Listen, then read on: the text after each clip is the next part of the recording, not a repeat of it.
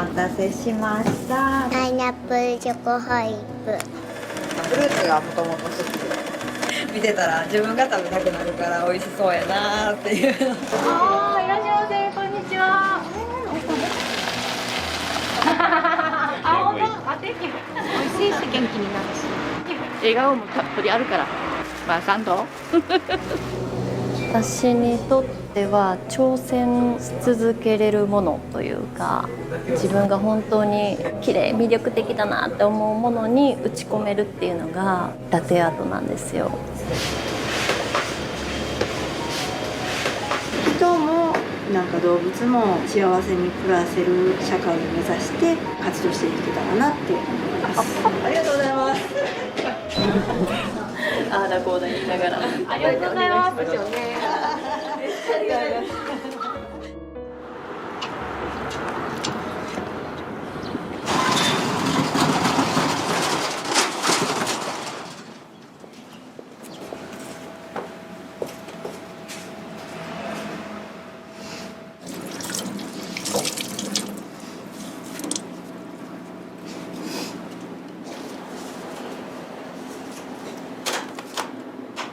じゃあ今からホイップをします。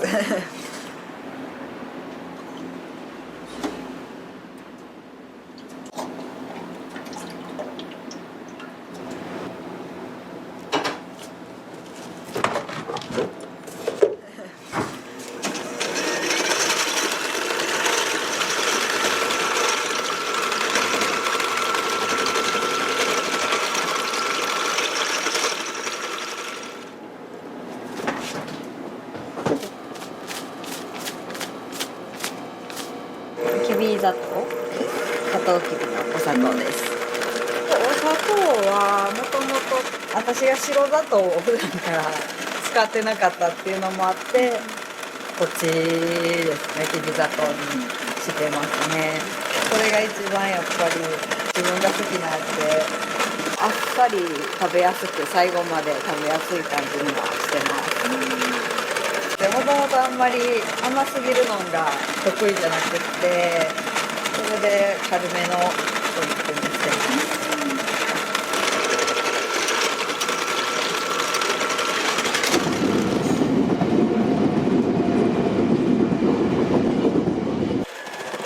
ちょっとこれ気になったんですけど、これってこれが分担です。高知の分担。はい、分担です。差分担。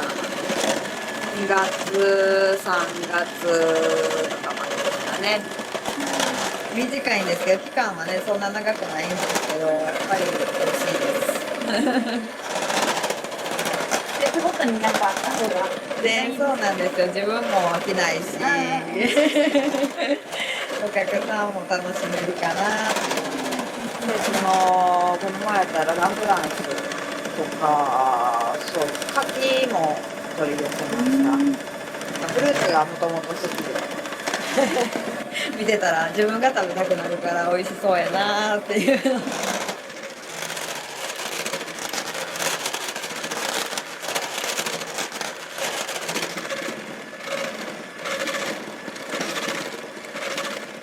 山をやって育ててる人がいて、船のやつもうめっちゃ美味しかったです。ほんまに。そのイチジクの方はもともと旦那の知り合いで農家山で作ってる方がいて、それで声かけさせてもらって。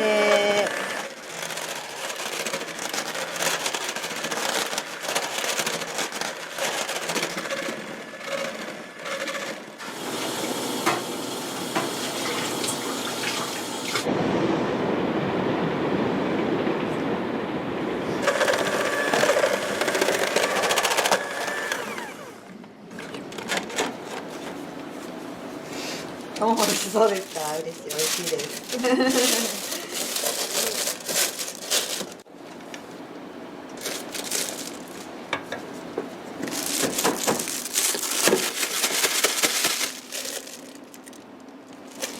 で、次はカスタードを作ります。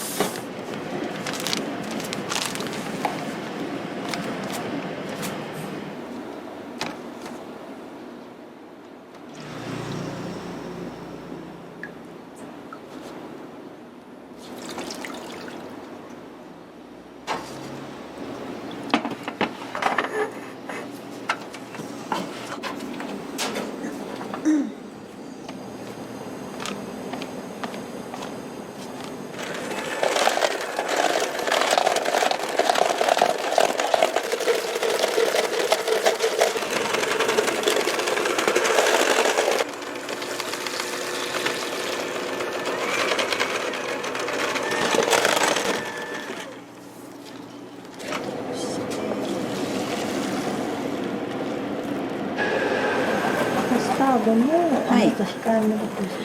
そうですね、そんなにめちゃくちゃ甘くないです。甘さ控えめ、食べやすいです、最後まで。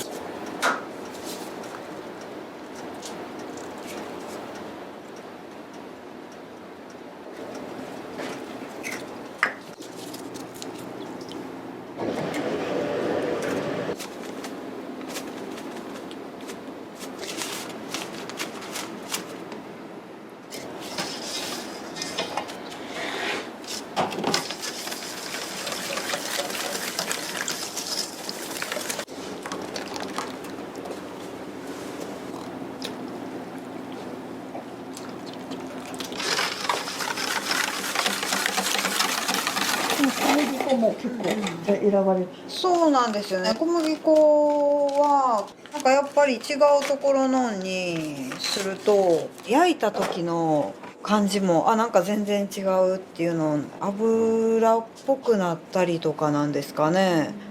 そう初めて私はクレープで知りました。小麦粉でこんなに変わるんやっていうのはね。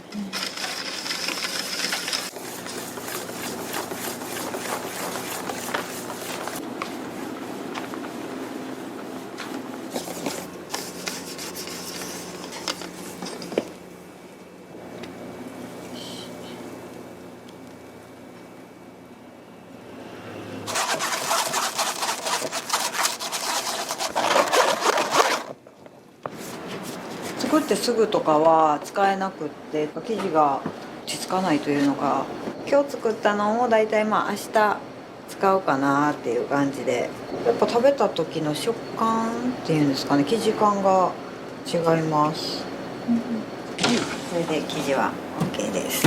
はい、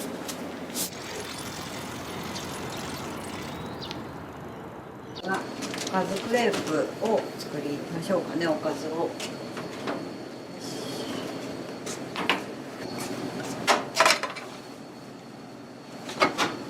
今日のおかずはね、てりたまチキンカレーパクチーで、パクチーはありでもなしでもお好みで言ってもらったらパクチーはもともと好きで、けどやっぱ時期によってある時と売ってる時と売ってない時があるんで、たまたま売ってたんで久しぶりにパクチーは、はい。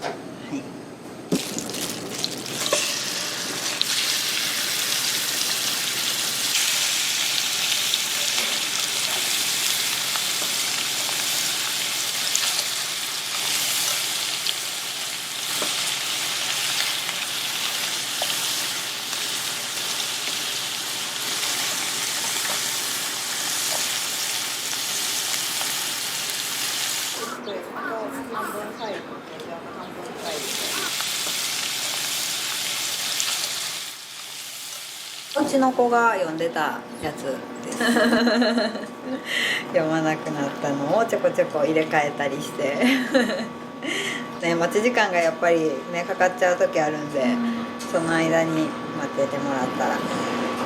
子供さん多いですね。幼稚園の子とか、あとは小学生だけとかでもたまに来たりはするんですけど、キッズクレープを、一応小学生未満小校対象で通常の半分サイズで出させてもらってます、お母さんと分けるより自分の1個っていうのが嬉しいし、お母さんも好きなもん食べれるから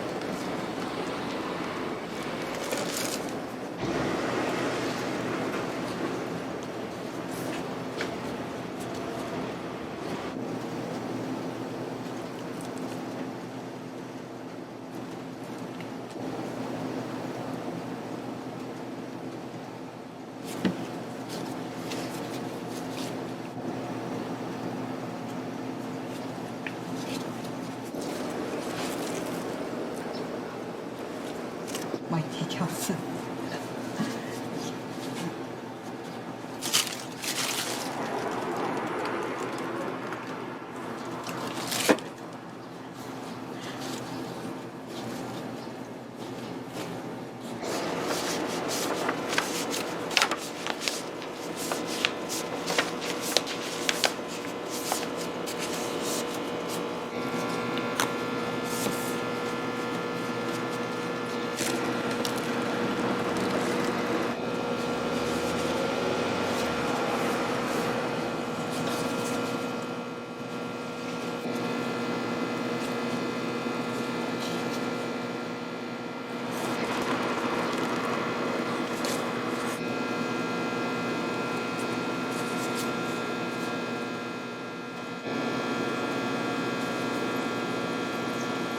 はい、いちご大福クレープお待たせしました。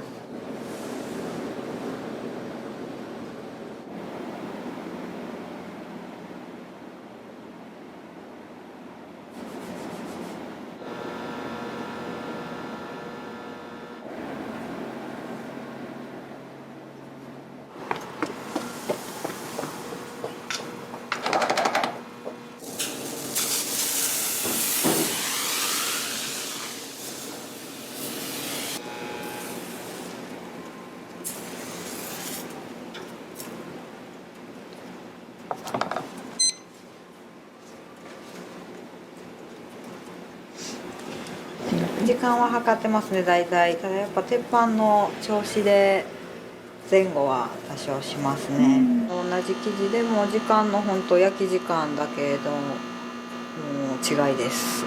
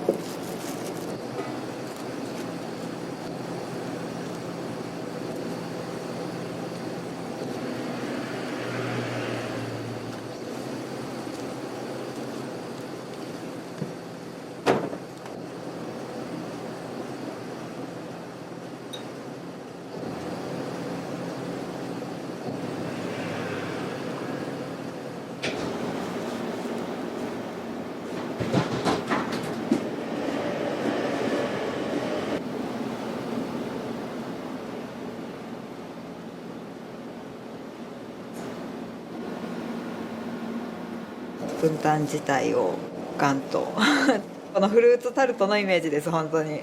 だからこのザクザク感とアーモンドをプラスしてます。もう本当フルーツに合わせて作るんですけど、フルーツ買った時にこう想像でこんなんと合わせたら合うかなっていうので作ったりしてますね。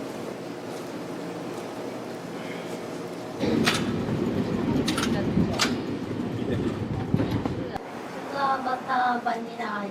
はーい。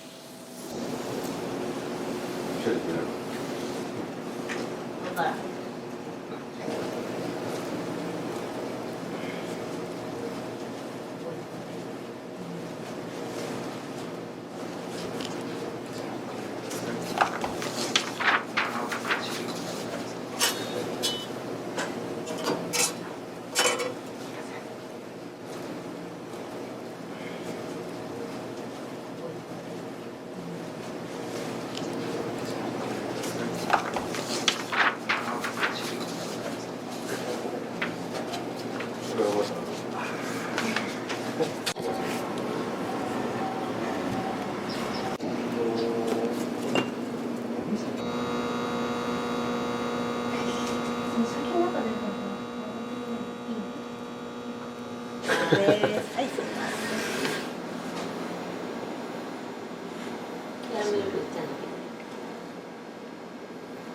シナモンシナモンシュガーバターでした。これが一番好きで。アイスとパリパリの皮がナイスな感じで美味しいです。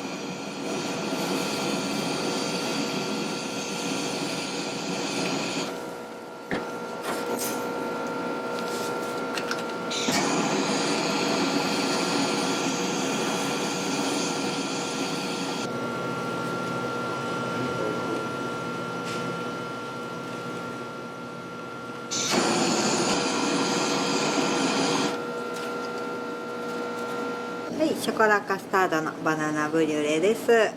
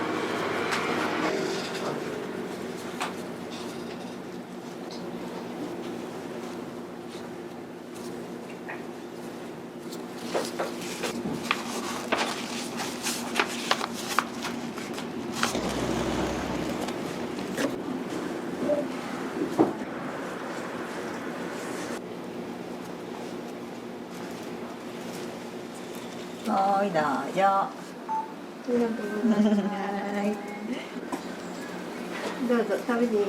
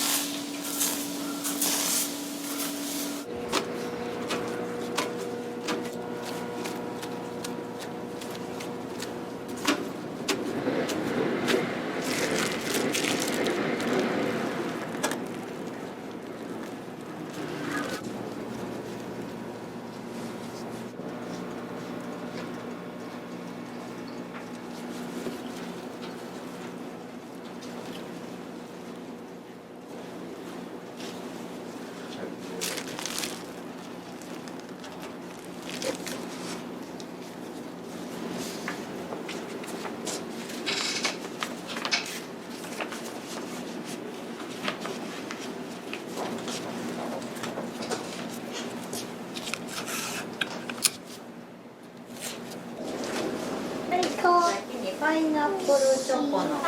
パイナップルチョコ。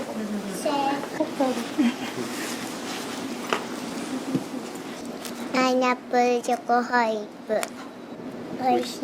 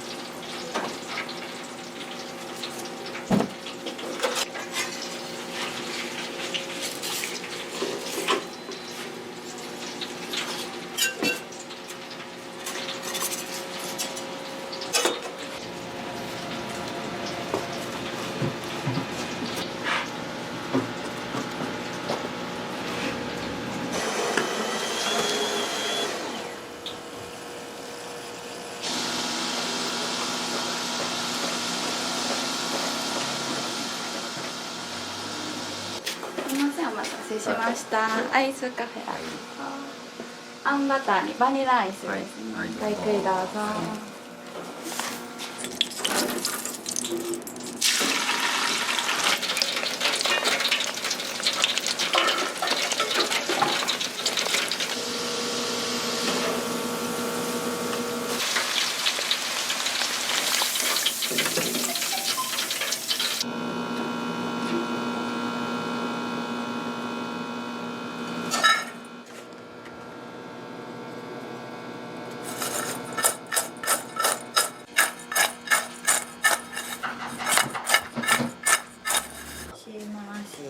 ポテトです。はい、ありがとうございます。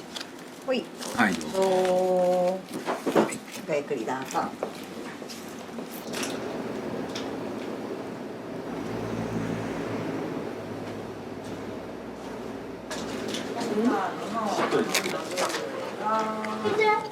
ここで初めてサクサクの生地知ったんですけど、全然違いますね。だから週に1回のご褒美みたいな感じです。ジュース。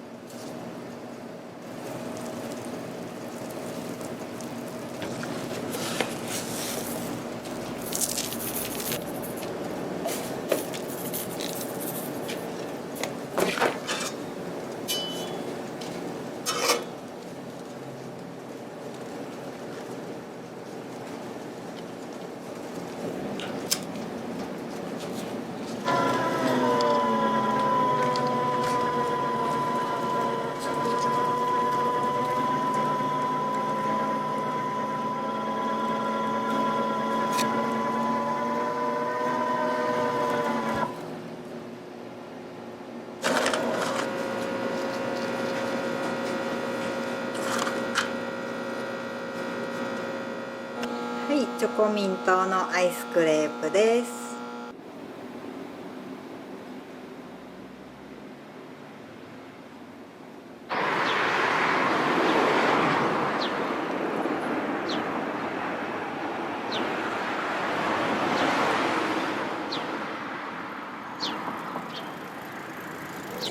バニラアイス。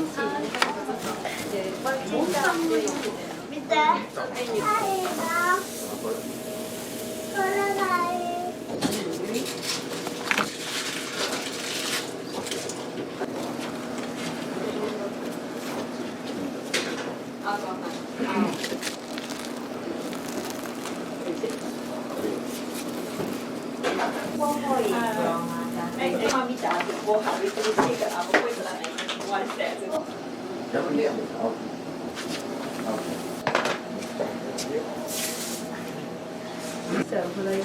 フライよりでもこっちやけど。お待たせしました。お待たせしました。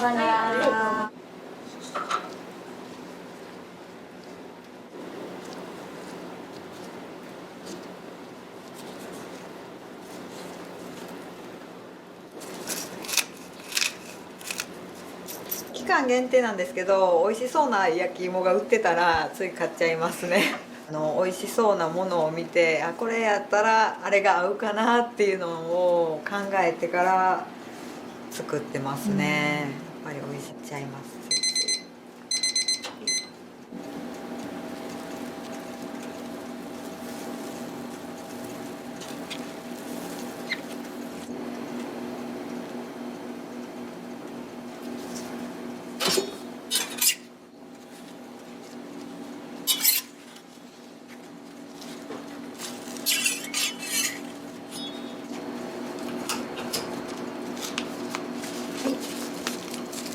お待たせしました。焼きモッツァレラの蜂蜜バターです。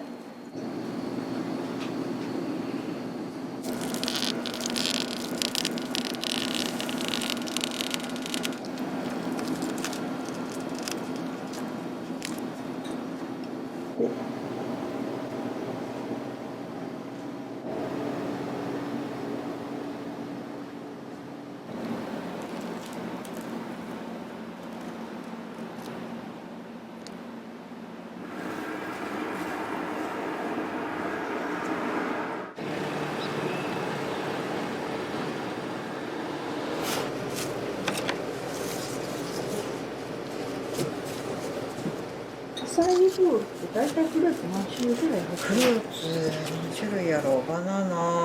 バナナ、キウイ、パイナップル、オレンジのこれ今日は8作なんですけど、柑橘系、あとリンゴ、イチゴ、ブルーベリーが入ってますね。フルーツは7種類になるんですかね。なんかその季節ごとでちょっと変わったりはするんですけど、大体それぐらいは入ってます。他にイチゴの代わりに違うイチジクやったらイチジクとか入ったりするんで、アサイーボウルだけっていうのがまだ特になくて、アサイーグリークヨーグルトボウルなんで、ヨーグルトグリークヨーグルトを入れます。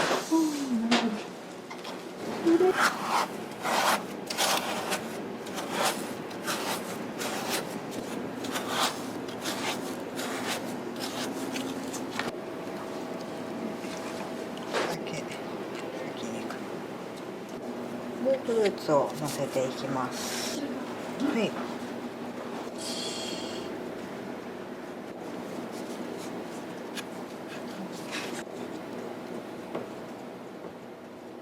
ブルーベリーをのせます。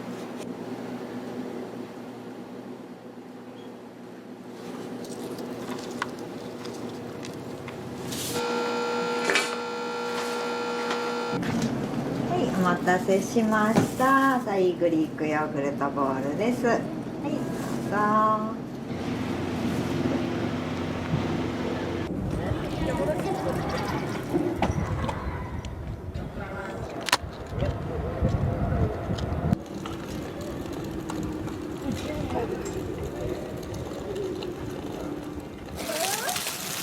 うぞ。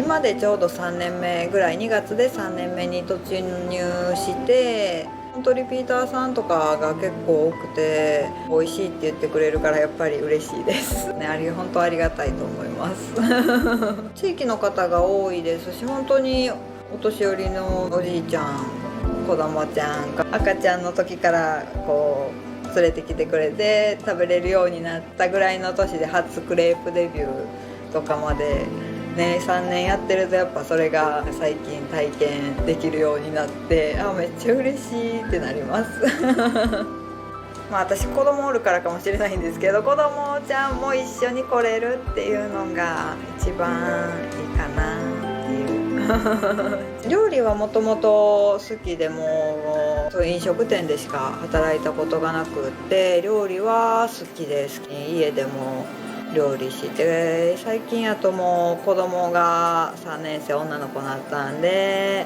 一緒にちょっと誕生日ごとのケーキを一緒に作ったり、最近上の子女の子の方の夢はパティシエさんになるって言ってます頑張ってたまにちょこちょこ休みの時とかは来たりして、シュガーバターとかが好きですね、うちの子は。あとフルーツはやっぱり好きですね。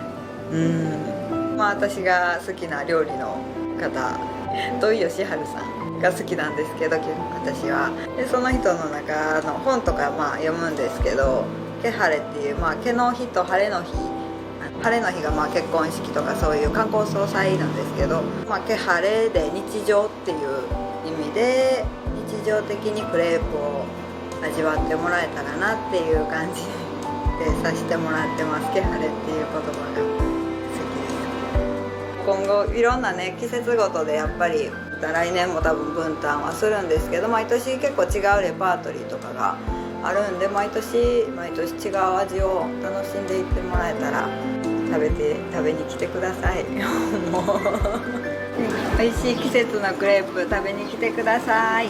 待ってます。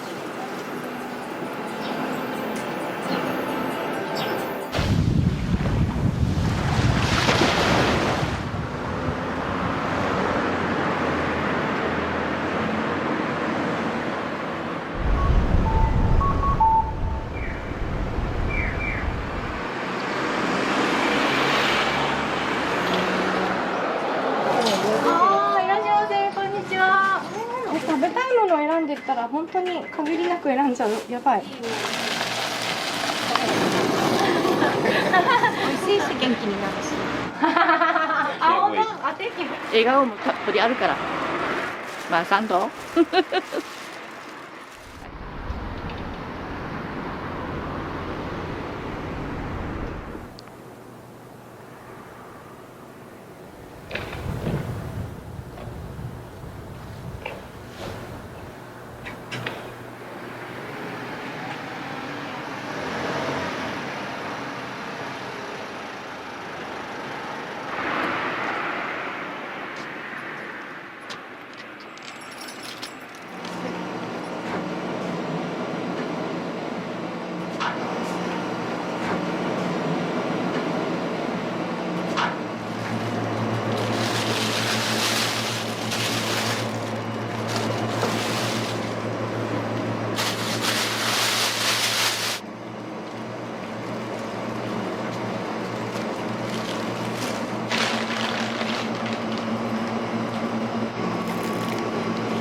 クリスマス近いのでちょっとカップもクリスマスの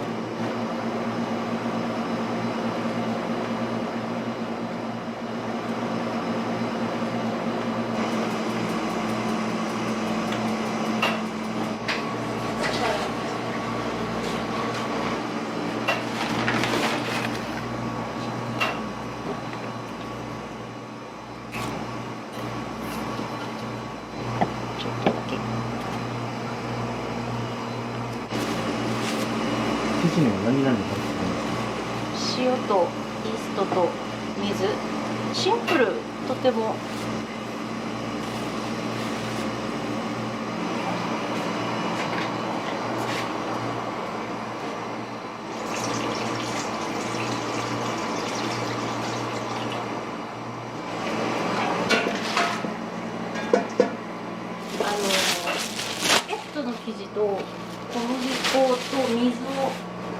間置いたもの、ローメンみたいなものですね。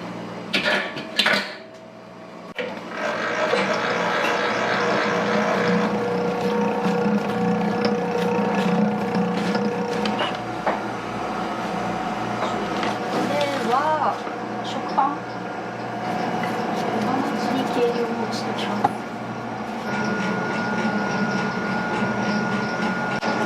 食パンは塩、砂糖、あと脱脂粉乳ちょっと多めで、生クリームときめ細かく焼きたいっていうのがあって。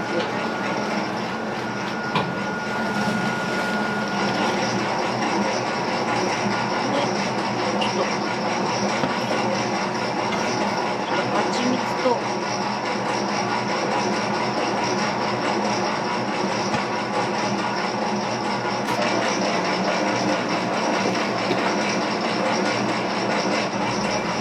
生クリーム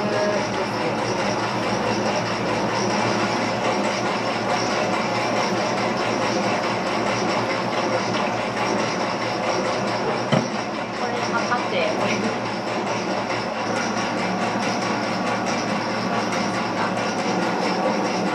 からまた卵も焼きます。消しの実ちょっと飾りで少し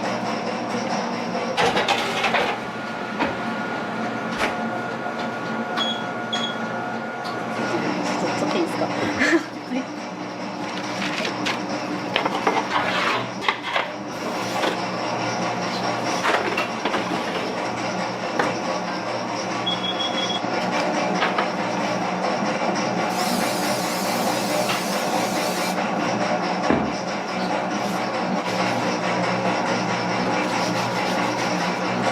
普通のところで。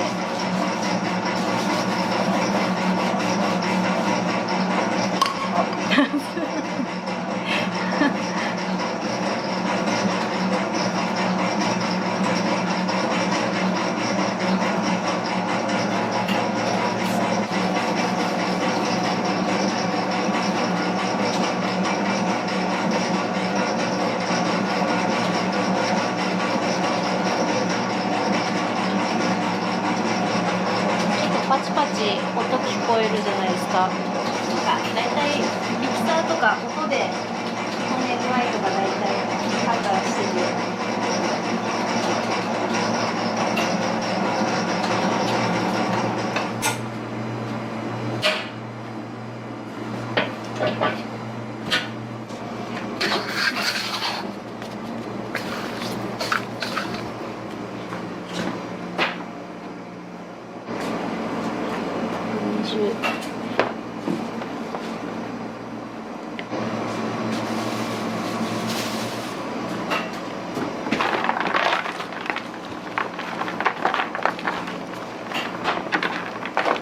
かなりベタベタなんですけど、よいしょ。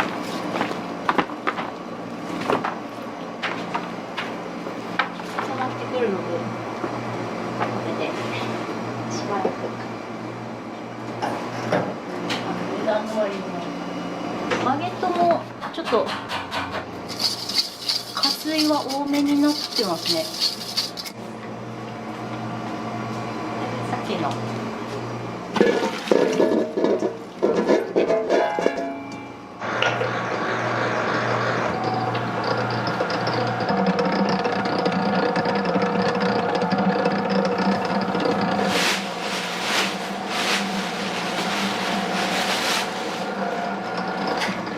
生地を2段階に分けて入れることで翌日も柔らかくなるということがあります。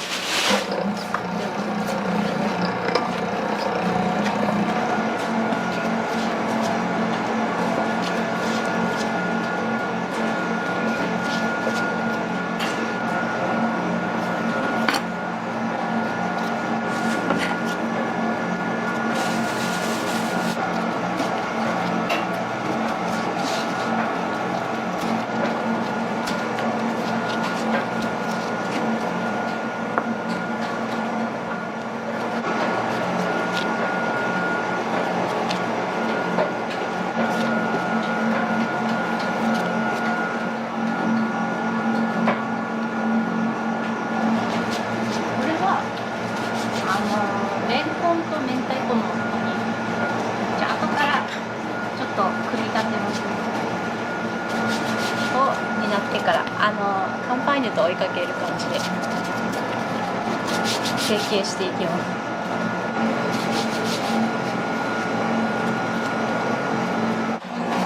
ちょっと優しい味の塩パンですね。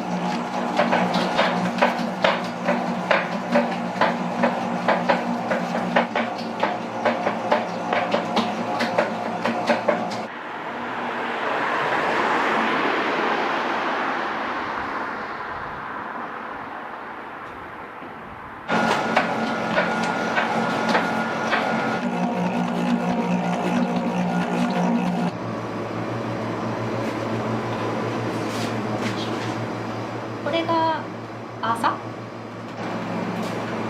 一回どうしよう、ごまちょっと様子見ながらパリパリがこうちょっと和らぐのでこの全体的に馴染んだらこっちに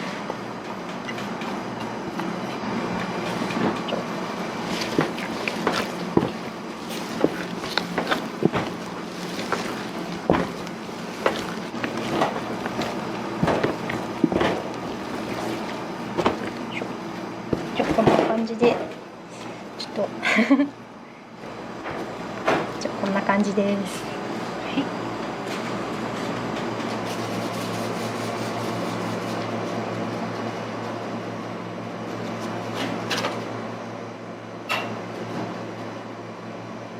で、アワサってあんま温度では食べないです。すまし汁とかに入れたりするんですけど、海苔ですね。沖縄だとちょっとアーサってよく呼ばれてますね。海苔なのでちょっと何と合わせたら美味しいかなと思って、ちょっとガーリックのバターと一緒に包んで焼きます。丸くなって性格丸くなってちょっと年取ったんだろうね、多分ね。焦げて美味しそうに見えるのでちょっとだけちょこんと。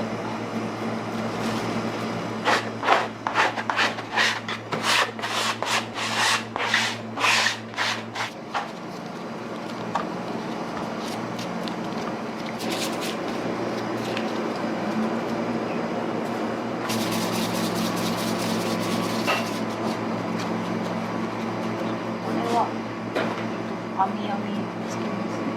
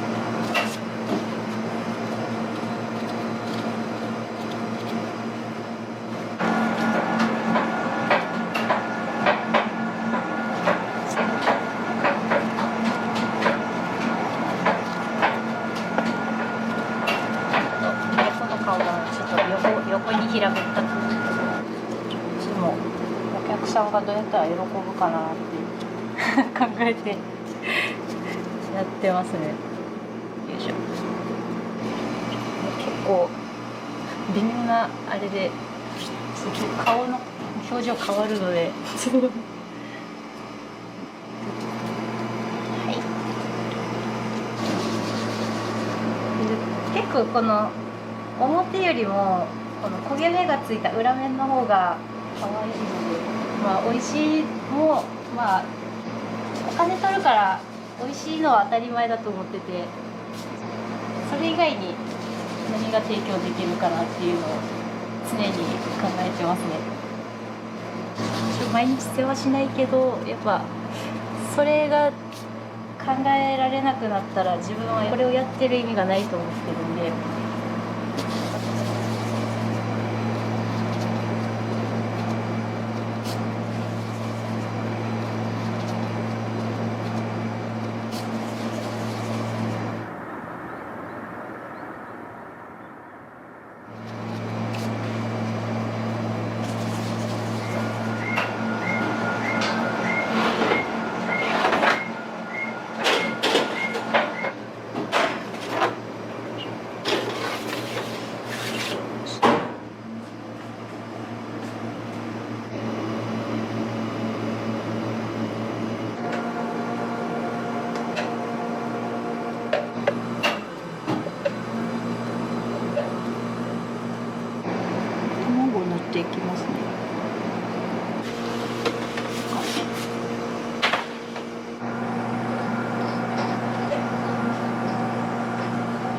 多めに乗せて。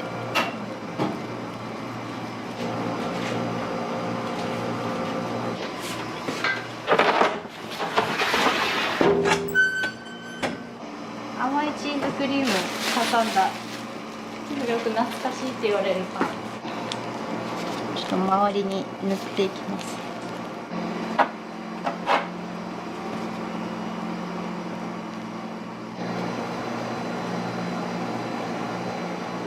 はい、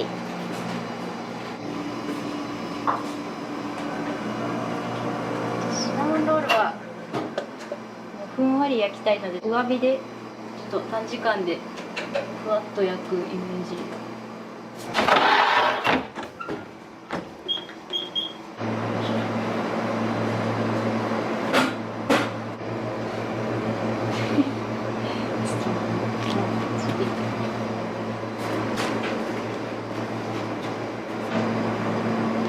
20分でほんまに。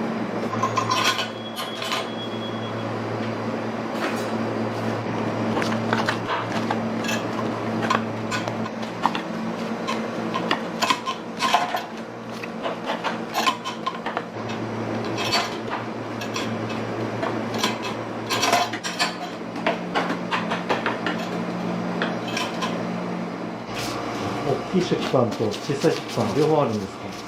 そうなんです。でも最初小さい食パンはちょっと生地が余ったので余り生地でなんとなく作ったんだけど、可愛いってお客さんたちに好評で。ち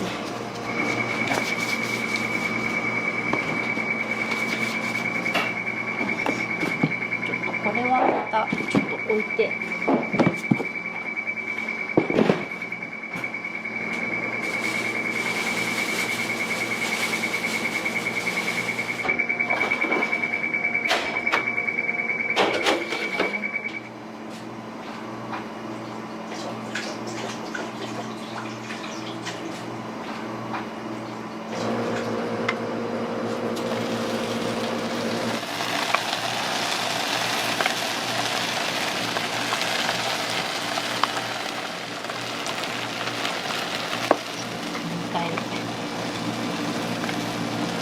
二度漬けしちゃうやつがある。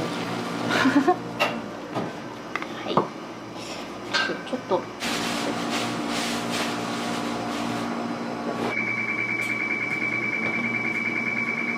ベーコン挟んだパニーニ。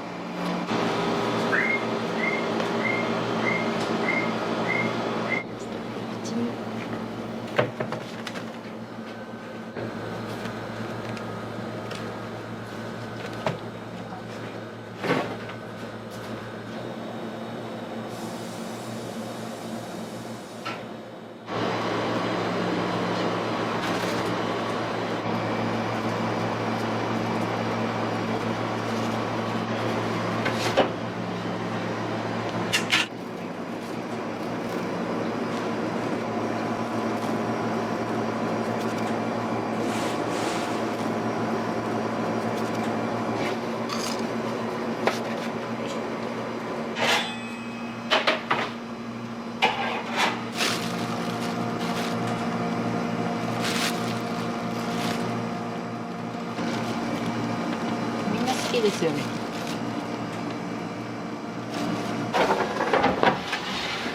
焼きますね。美味しそうですね。大丈夫。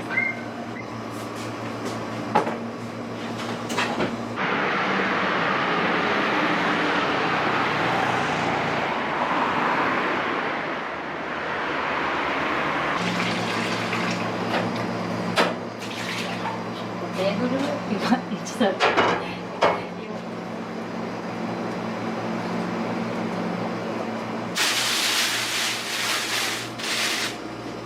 ょっと他のパンは結構外国産のものとかだったりするんですけど、これだけは国産小麦。パン屋さんやる前に結構お家でパンを作って人に食べさせたりレシピを考えるのが好きだったので、ちょっと思い入れがあって、お家で作って人に食べさせて自分も食べて、もう寝ても覚めてもって感じだったから、それで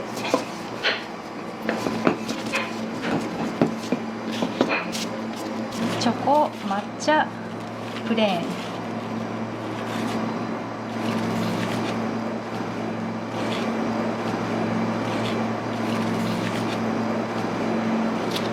時豆はたっぷり、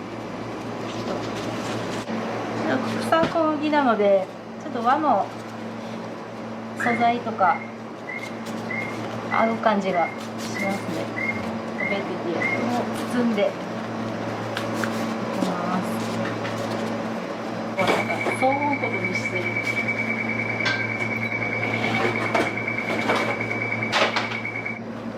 そうですよね。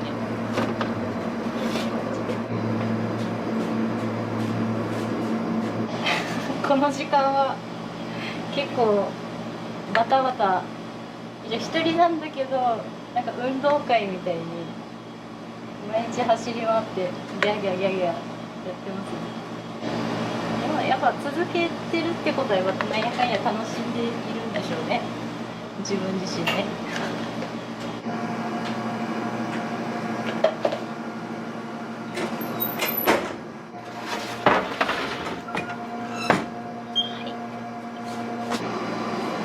始めたばっかりの頃はなんで1日って24時間しかないんだろうと思って、もうちょっとあったらいいのになって。時間が早く過ぎるってことはやっぱ楽しいし充実してるってことだとも思うので、いいことかなって思いながら。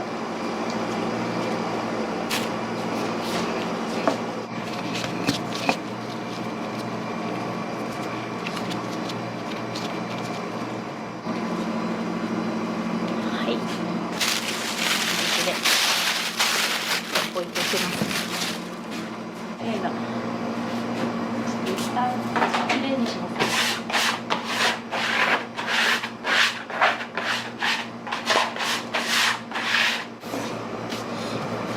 一通り焼くの落ち着いたので、一気に仕上げていきますね。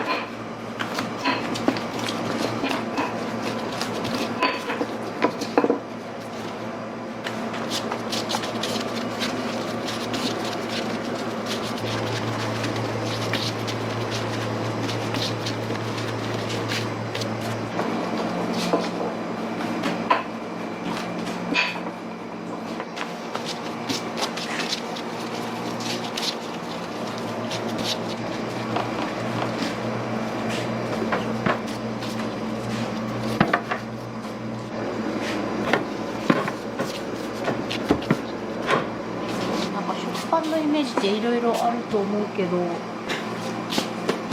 このはきめが細かくて柔らかい食パンのイメージなので、あまりにもケーキみたいに美味しすぎるとちょっと、ケーキだと晴れの日とかのイメージだけど、パンっていったらやっぱ日常にある毎日食べるようなものだから、やっぱ合わせやすいように適度に美味しいっていうイメージ、やっぱそれ大事かなって。脇役名脇役。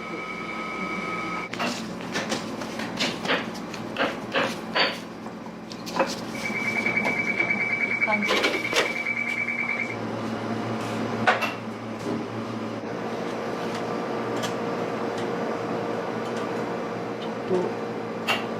黒みがちの方が可愛い。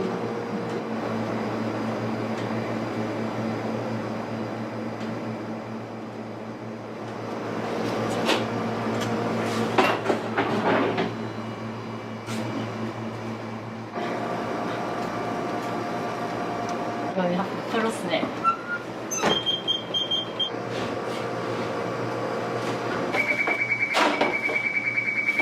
沈みやすいので。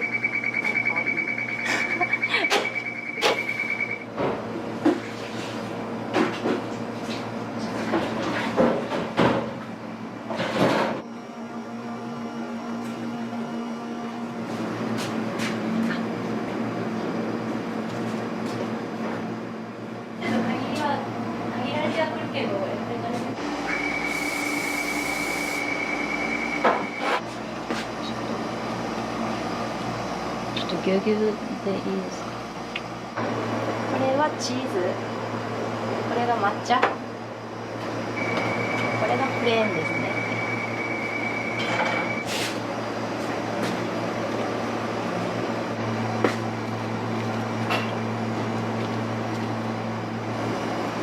消しの実、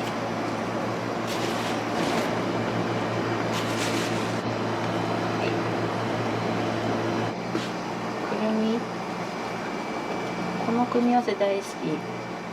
あんことナッツ。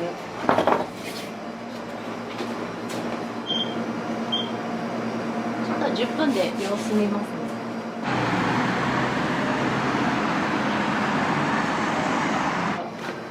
やっぱり一番自分が美味しそうと思ってすごい。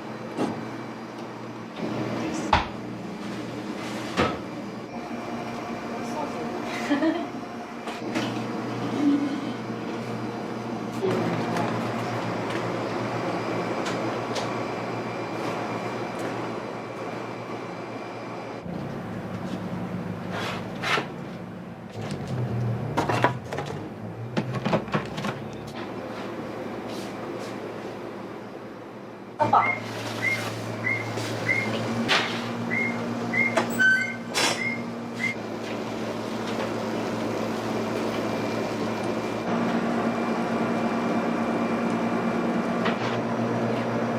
熱々の方に運びますね。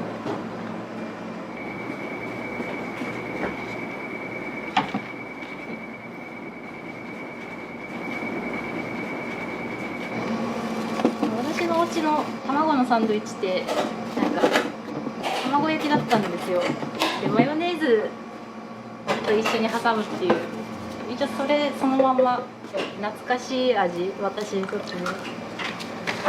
一回買った人なんかまた美味しいって買うね。これシンプルなんですけど。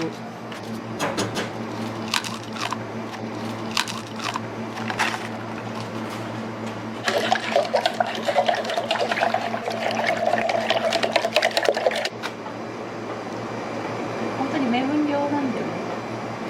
湯煎焼きっていうのがポイント。お客さんによくこんなに綺麗な卵焼きどうやって作ってるのって言われるんですけど、フライパンじゃなくてオーブンで焼いてるっていうのがやっぱり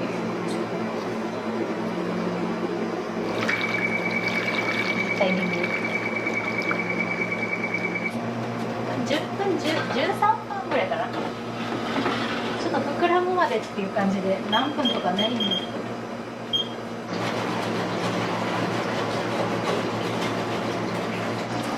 単純に美味しいものを作りたいっていうのがやっぱ一番シンプルだし、体にあんま良くない保存料とかそういうのは入れたくないっていうのがやっぱ大きいですね。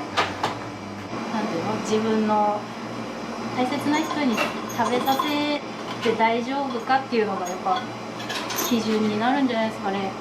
ただ一人でやってるのでやっぱ出来合いのものには頼ったりっていうのもあるんですけど、やっぱりでもそれでも安いだけとかそんな理由だけで使いたくはないなって思ってて、やっぱ美味しいでなるべくシンプルなものが大事だと思ってますね。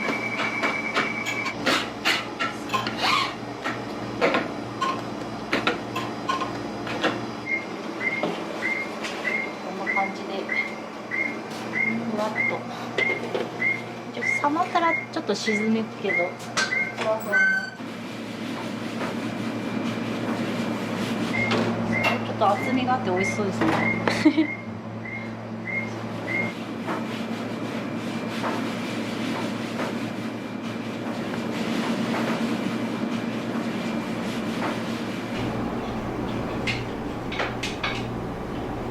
オリーブオイルちょっと塗りますね。美味しくなるし、塗っときますね。よいしょ。全部は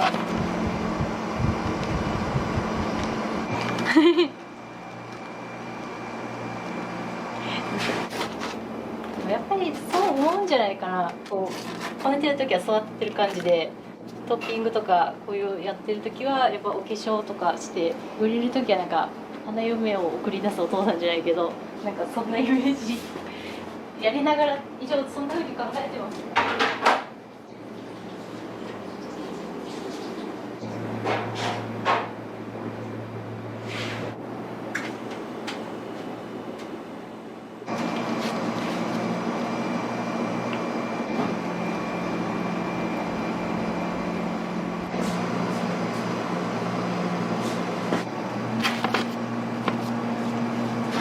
ちょっとクロワッサン焼き甘めだけど沖縄湿度が高いから焼きを甘めにサクサクっていうよりはしっとり焼き上げてよりバターの風味を強調させるように平べったくっていうよりはちょっと上に縦に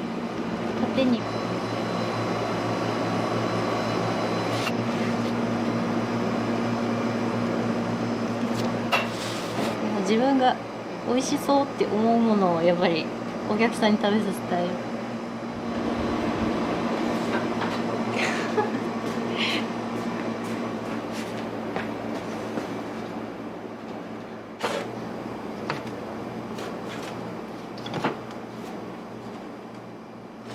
どうしよう。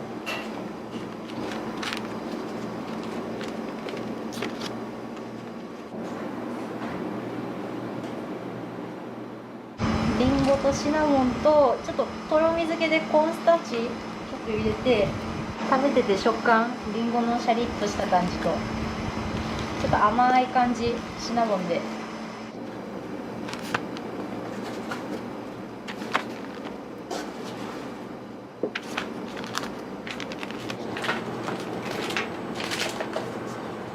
はい小さいのだけうるさいです。ちょっと白いけど小さいからこそこれで出せるんですよね。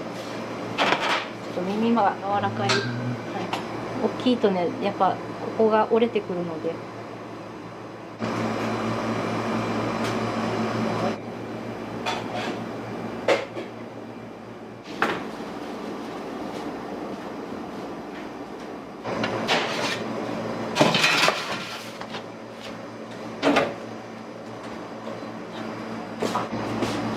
ちょっと焼きは甘めですよね。すごい柔らかい。大丈夫かな。よいしょ。はい。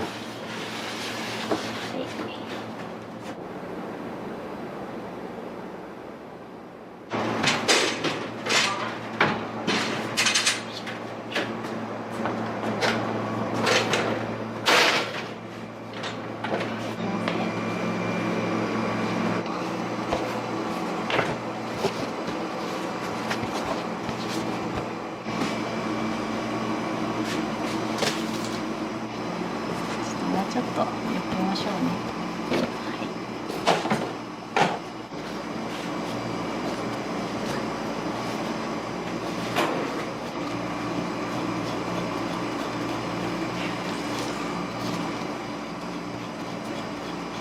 ちょっと加水っていうか多いのでちょっと開きにくいのでちょっと深めに縦に切るように入れます。甘くて中がちょっとしょっぱくて生地がもちもちで美味しい。お、いきますね。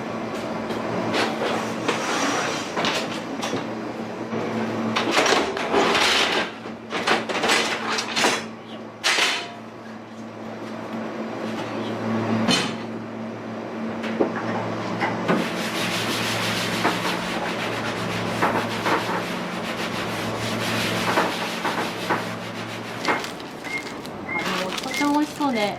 とても美味しそう。いいですね。あ、すごい。あれでしたね。余裕がなかったです。ちょっと持ってみますね。ちょっと小さめのものは生地が一緒でも全然違うパンになるからね。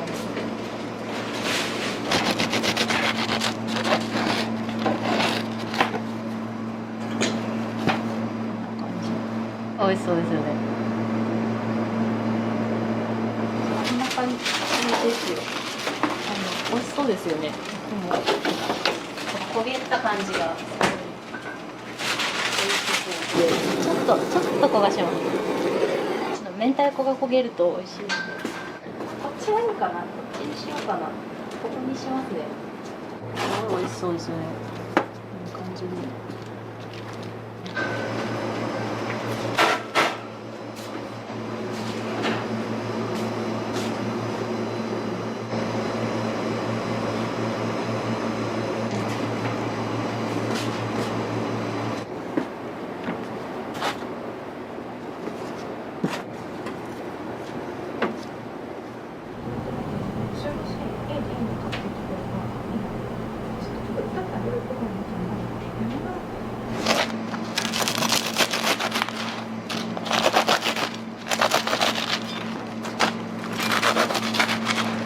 美味しそうじゃないですか。いい感じですよね。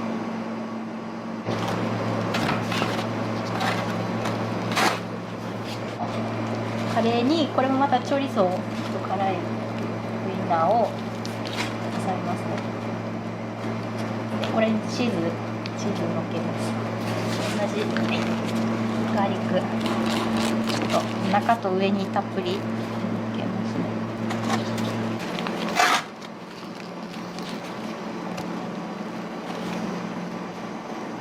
はい。ちょっとコロコロ沖縄の人豚肉好きですよね。豚肉文化なので。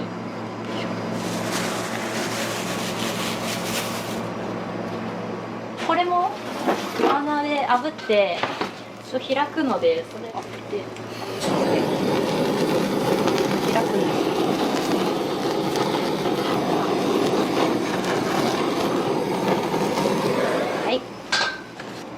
炙った方が美味しそうだから。美味しそうですよね。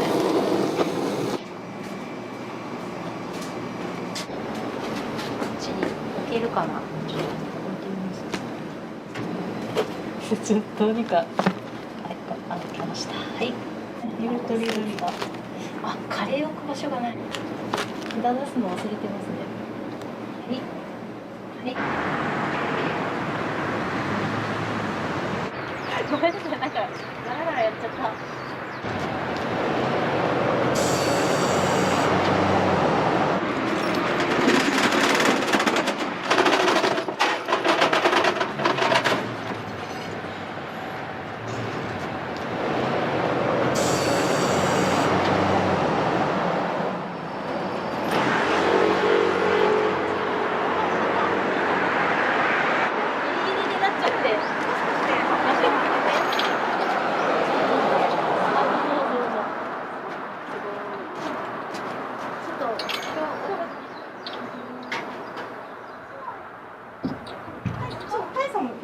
さっき5分前に見たんですけど、私が送るの遅くて朝一はやっぱりいいですね。ねえ、これもうすごい。ここ紹介してくれたから、この周辺に住んでると思ってたけど。違うの？そう、那覇。職場近くなので。那覇から来てくれて。ありがとうございます。いえいえ。今日も職場に用事があったので。気軽に来ちゃって。あ、全然。トミグスクに住んでて、北谷に帰ってます。そうよね。そうなんですよ。なんか出身南部なんだよね。あ、南部。私八重洲実家八重洲なんですよ。いいですよ。いっぱい買ってください。そのために作ったんで、お客さんに食べさせるために作ってるので。ありました。でも前はもっと多かったんですよ。なんかほら、ふわふわだけじゃないんですよ。柔らかかったり、ちょっと硬めのとことかあったりして。食べたいものを選んでったら、本当に限りなく選んじゃう。やばい。いいですか。そう。私逆に端っこが好き。あ、そうですね。じゃあこれと。はい。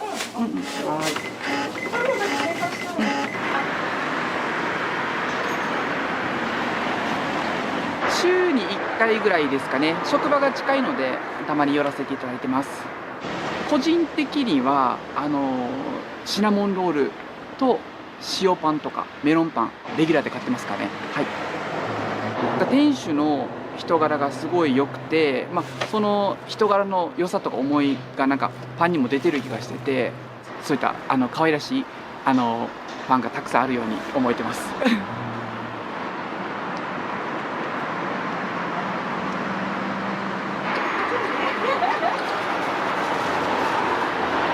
友達に紹介していただいて初めて来た時にもうドハマりで私必ず買うパンがあって、ですごいこのちっちゃいこのパン、これめちゃくちゃ美味しくてガーリックが効いてるんですけど、もう一回食べるとやみつきになるので必ずこれは買って、青さとか入ってるのかなとか、青さなんとかパンってごめんなさい名前わかんないんですけど、すごいおすすめです。このパンって沖縄独特のものですかね。そうですよね、きっと。私も私実は沖縄の人じゃないのでここに来て初めて食べたんですけど、青さのそのなんて言うんだろう、海藻的な感じとガーリックがすごいあって、でなんか彼女の愛情もすごい入ってるのでめちゃくちゃ美味しい。どれ食べても美味しいんですけど、パンもそうだけど店主の彼女の人柄というか、もう会うだけで元気になれるので、パンもなんかそのエネルギーが全部込められてる感じで、食べると美味しいし元気になるし、来ると私も元気になるのでまた遊びに来ます。遊びに来ながらパンを買いに来ます。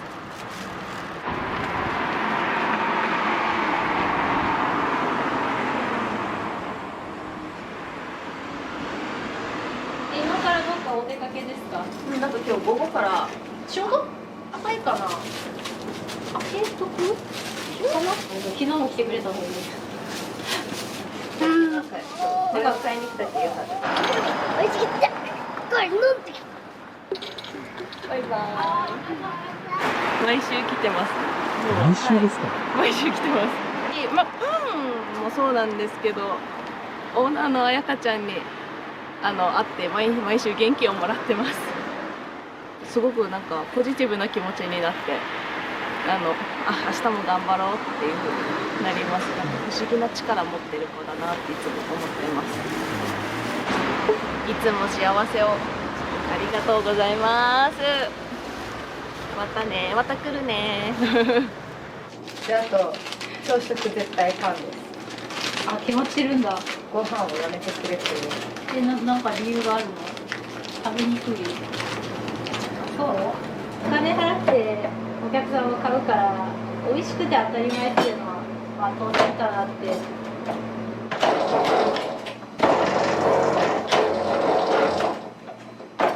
どうぞ進めていく感じですね。図面にね。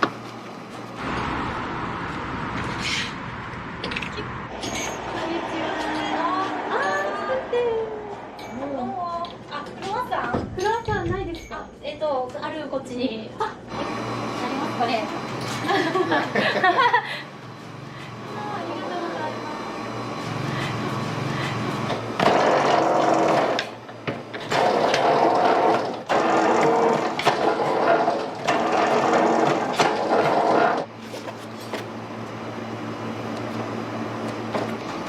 ここを切って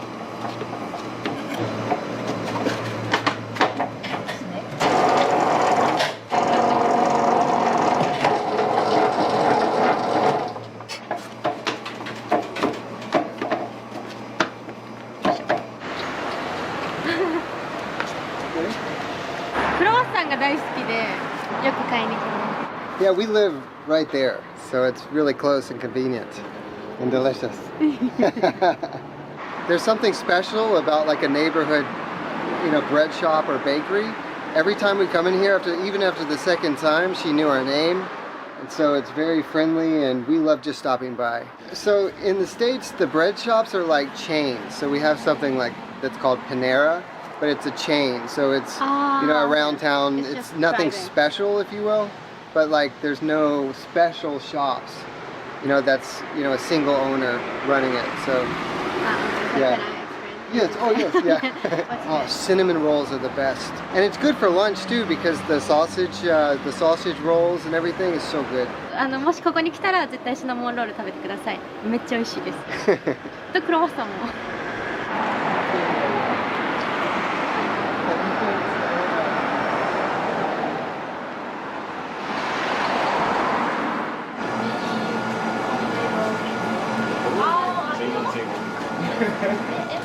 coming Christmas time.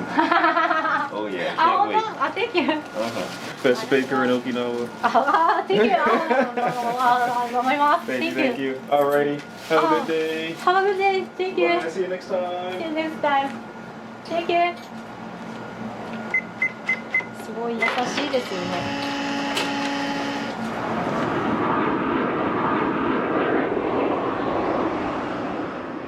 住んでる人も多いと思いますよ。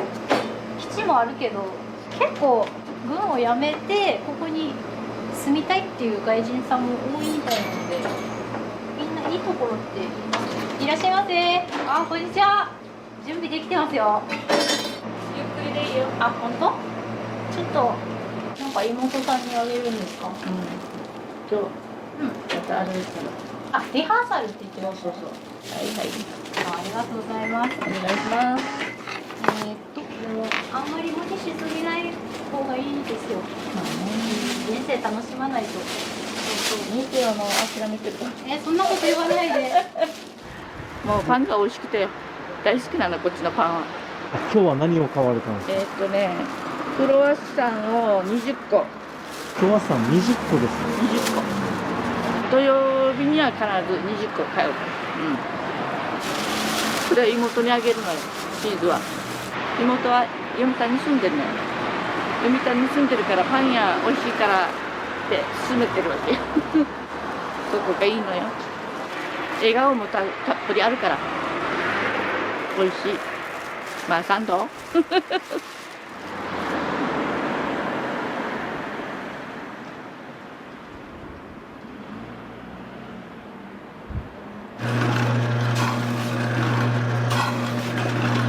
いいですね。すごいきめ細かいですね。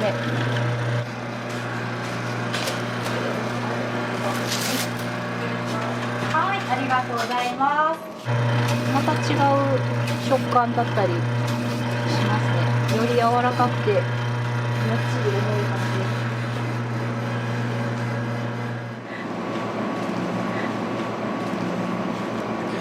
あ、ちょっとおすすめ6枚切りなので基本6枚に切っちゃいます。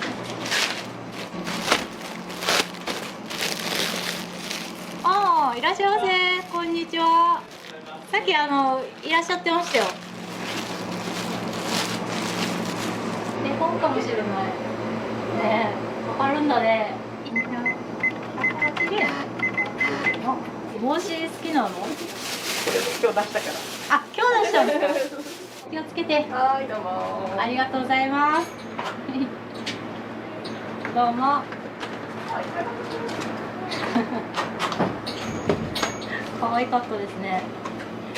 お客さん対応しながらわーってやって一日があっという間に過ぎていくので、なんで24時間しかないんだろうって思いながら、さっきは言ったけどなんか本当に充実してるってことなんだろうなって思いますね。いいですね。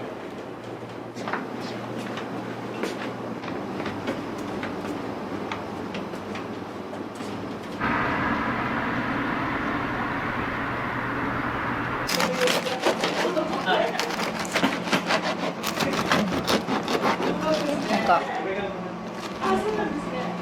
ベリー系が好きで。あ、美味しい美味しい美味しい。ところでよく買ってるでしょ。あ、買ってる。いや見てて、あ、これうまいやつだ。どうも。沖縄の方ではなくて静岡です。あで引っ越してきて、昨日友達に紹介してもらって昨日食べたらめっちゃ美味しかったんで来ました。昨日来て今日も来て明日も来ます。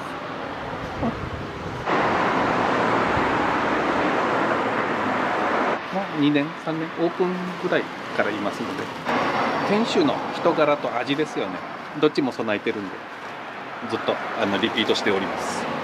食パンが抜群に美味しくて、で食パンとあとマサパン必ず買ってますね。他の惣菜パンも好きなんですけど、1週間の楽しみ。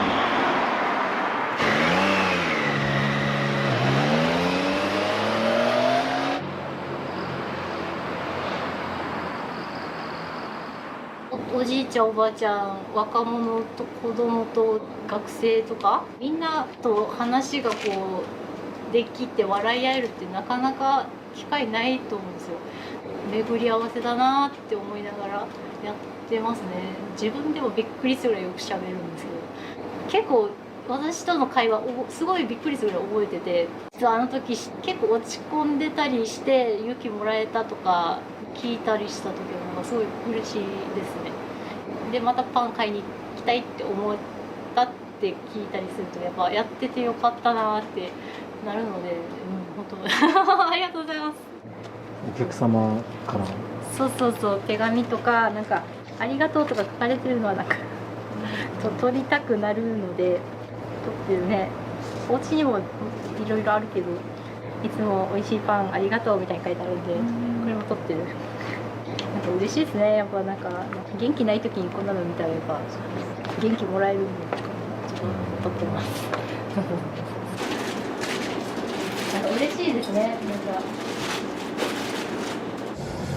ミッキー好きなの？そうですね。ああ、いらっしゃいませ。こんにちは。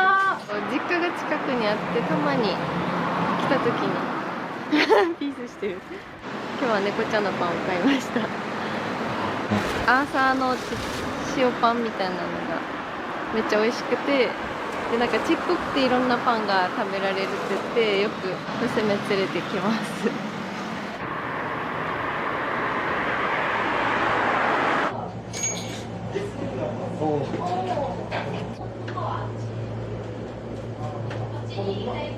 朝パン最後の2個だったんですよ。美味しくてまた戻ってきたんですか？はい。初めて昨日さっき食べたんですよ。1個食べたらめっちゃ美味しかったんで。ありがとうございます。嬉しいです。ありがとうございます。ありがとうございます。ちょっとギチギチだけど大丈夫です。大丈夫。はい。いくらから？20年のちょっと前から来てるから3年以上乗りますよね。すごいね。バーゲットとかカンパーニュですね。今日もカンパーニュも取ろうかなと。カンパーニュも取る。これにハマってここ毎週来るようになりました。食べたいの。食べたいの取っちゃったから。いつも売り切れてるからね。ごめんなさい。来るんですよね。また来週。ほぼ毎週来てます。買い物しながら結構おしゃべりもしちゃってて。お隣のお姉さんじゃないけど、なんかパン屋さんで、近所のお姉さんみたいな感じでね。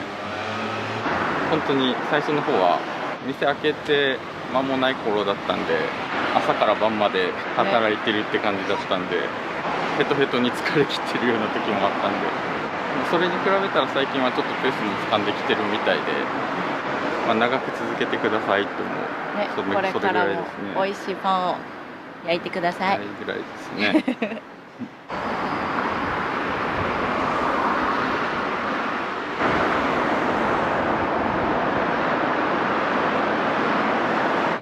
やっぱ余力は残しとかないと、お客さんも大事だけどやっぱ体も大事だし、もうちゃんと体調管理しないと元気じゃないとパン作れないし、お客さんにもねなんか笑顔を届けられないので、やっぱそこを大事にしないといけないですね。妥協とかじゃなくてやっぱ大事だなってなんかやってて思う。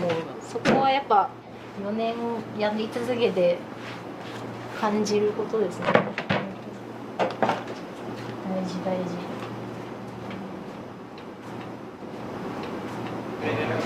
あ、Thank you。すごい。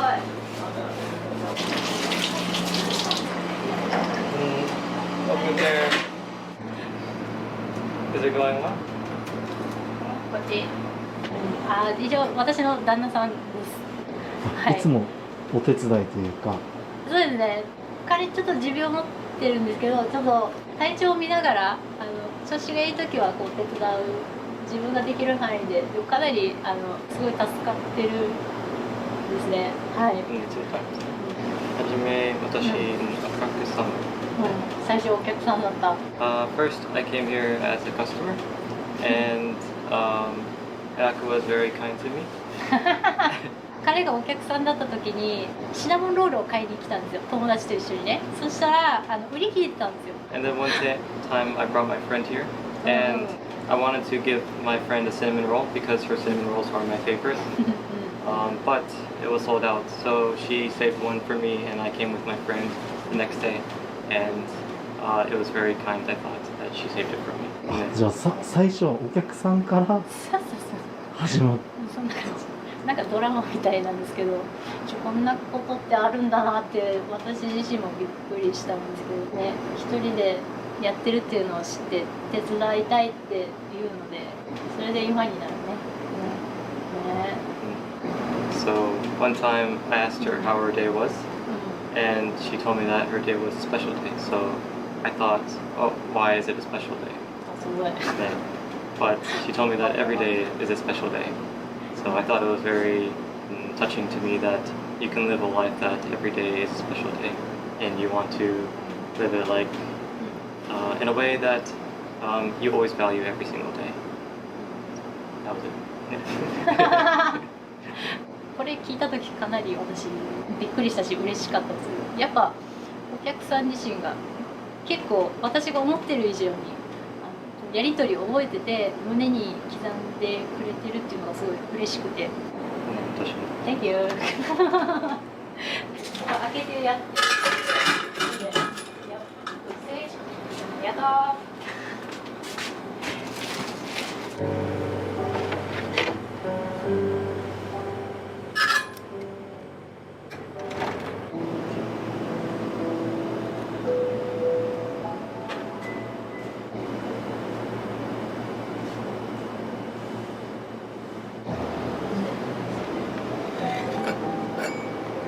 お願いします。はい、ありがとうございます。1230円になりますね。はい。お待たせしました。どうぞ。はい、ありがとうございます。はい。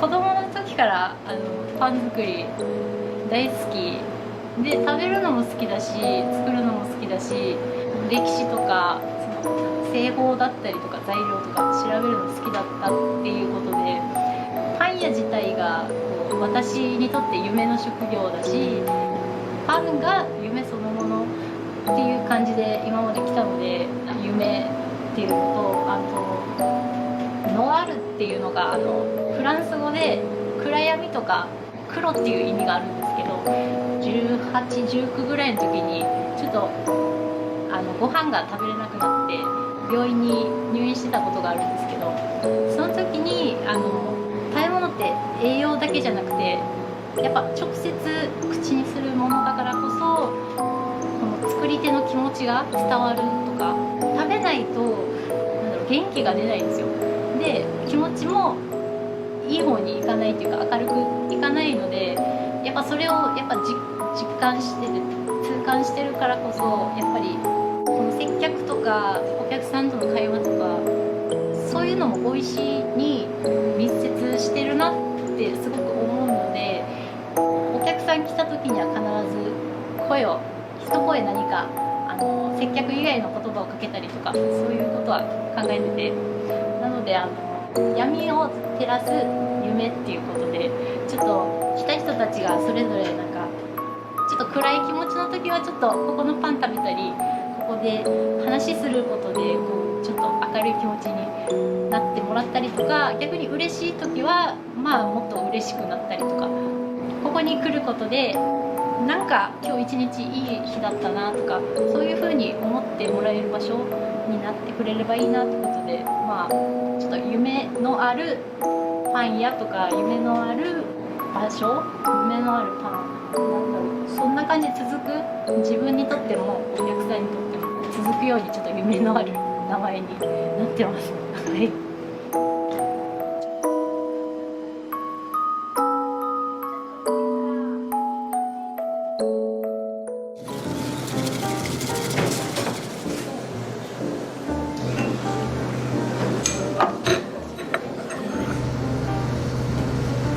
コーヒーももちろん美味しいし、あとはオーナーさんの人柄めちゃくちゃ大好きです。ありがとうございました。またお待ちしてます。自分のお店を持ちたい、自分でお店するためにいろいろ学びたいなって思って、めっちゃ楽しいです。ああだこうだ言いながら。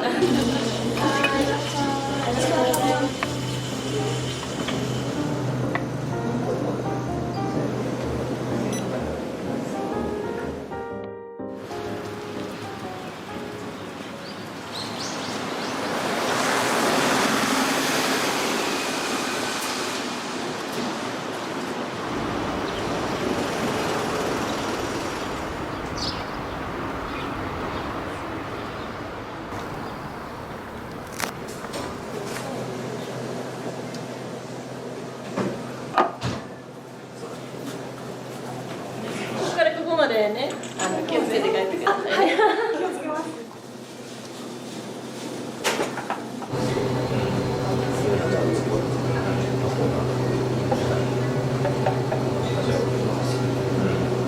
私にとっては挑戦し続けれるものというか、なかなかこの年で何かに挑戦して何かを目指して頑張るっていうのがなかなかない中で、自分が本当に綺麗魅力的だなって思うものに打ち込めるっていうのがラテアートなんですよ。どっ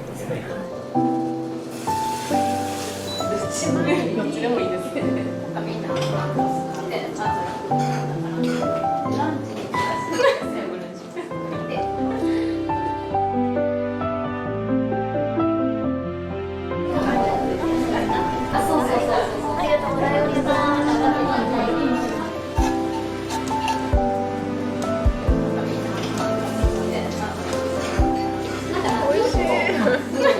美味しいです。ラテアートって描くのがすっごく難しいんですけど、目でも楽しめて、なかなか普段では味わえない体験をしていただきたいっていうのがリーテンコーヒーでラテアートを出す理由っていうのがあります。今日の一番です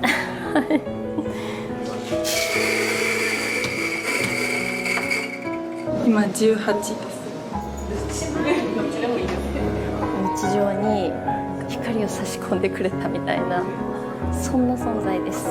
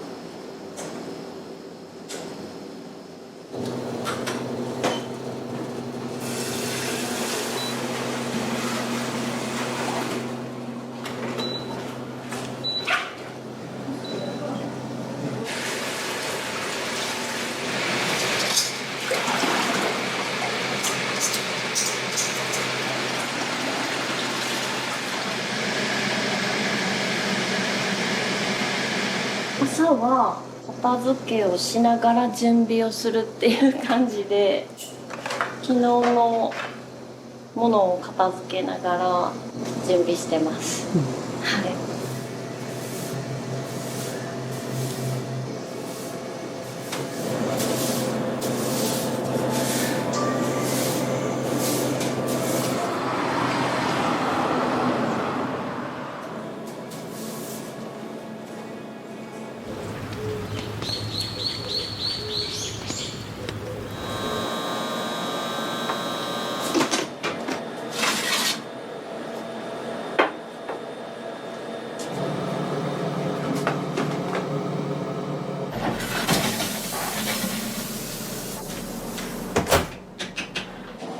クロワッサンのサンドイッチがモーニング限定で、お昼はパスタと一緒にクロワッサンを出してます。付け合わせみたいな感じで。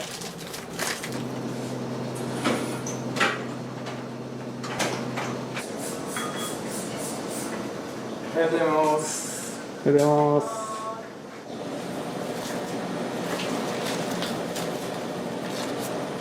で、僕の方がクロワッサン系のサンドとかクロッフルとかを焼いて、妻の方がドリンクの方を全般的にやる。今からコーヒーとかの味の調整を進めていくような感じになります。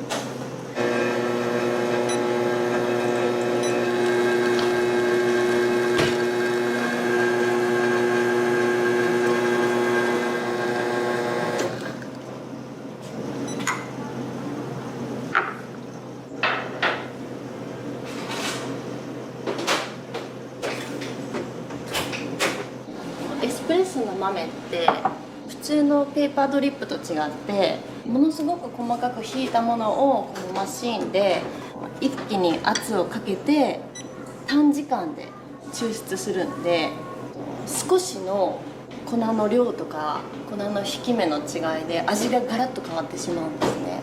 今日の室温とか気温とか湿度、湿気の状態とかでまたちょっと味が変わってきちゃうんですよ。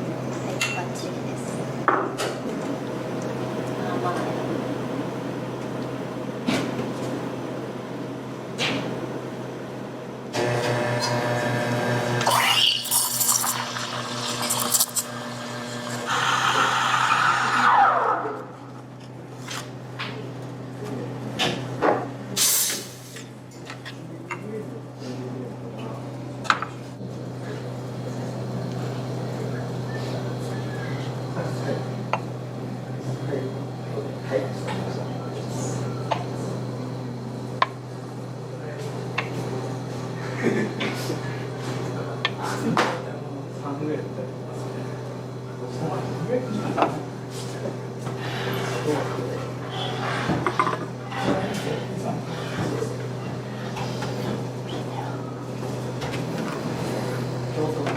番はやっぱりお客様に美味しいと思ってもらえるのが基本的なことだと思うんですけど、ドリンクが目の前に出てきた瞬間にうわー綺麗ってなかなか普段では味わえない体験をしていただきたいっていうのがリーテンコーヒーでラテアートを出す理由っていうのがあります。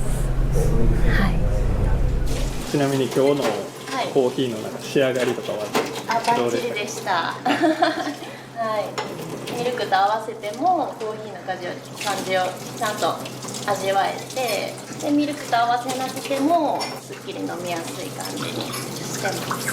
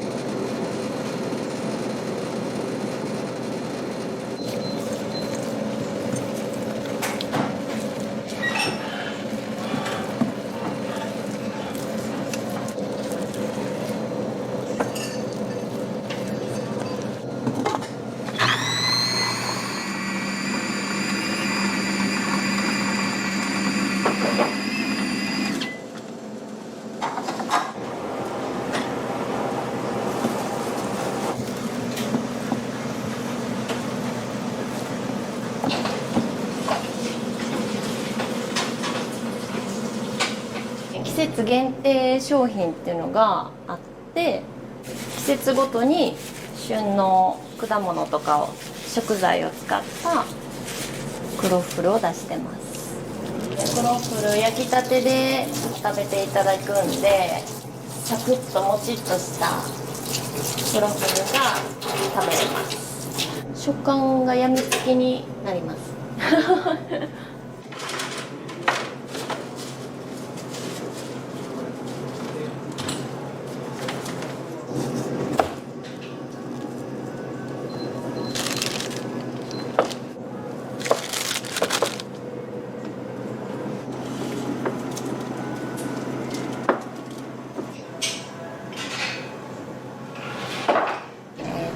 試飲用のコーヒーを入れていきます。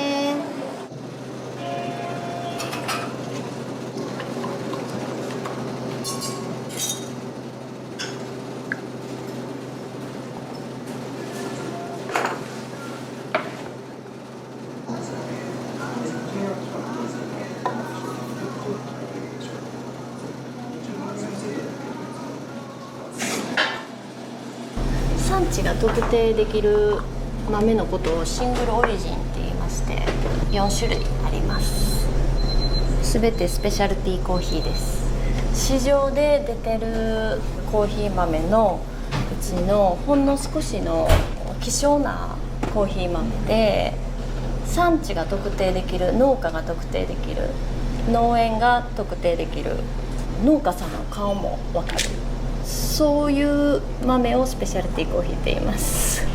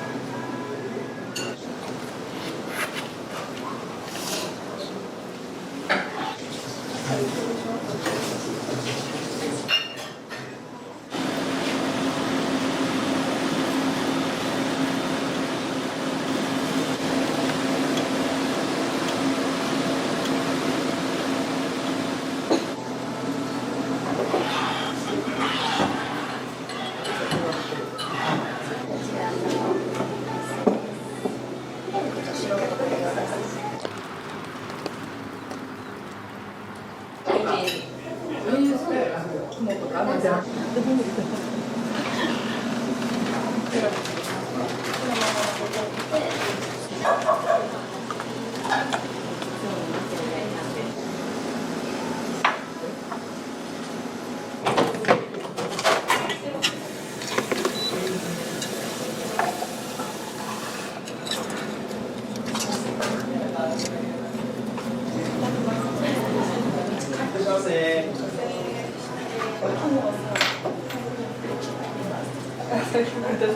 分ほらやりながらでいいよ。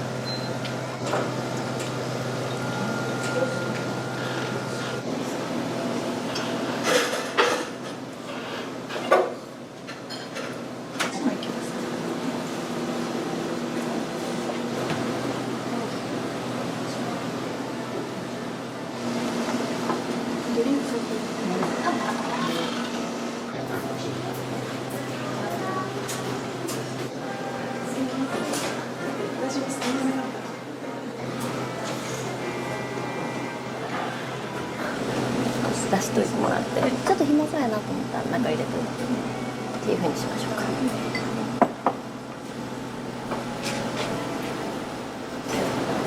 全部一番前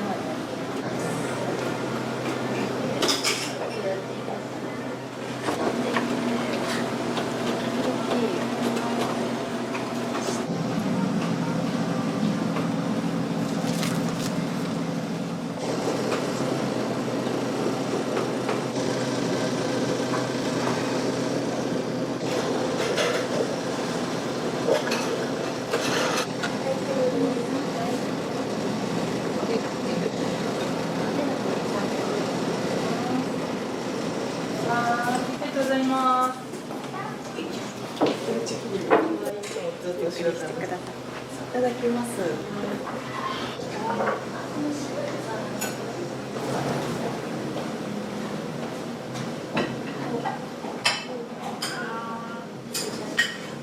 ここで働いてます時々、モンブラン食べたくて来ちゃいました。大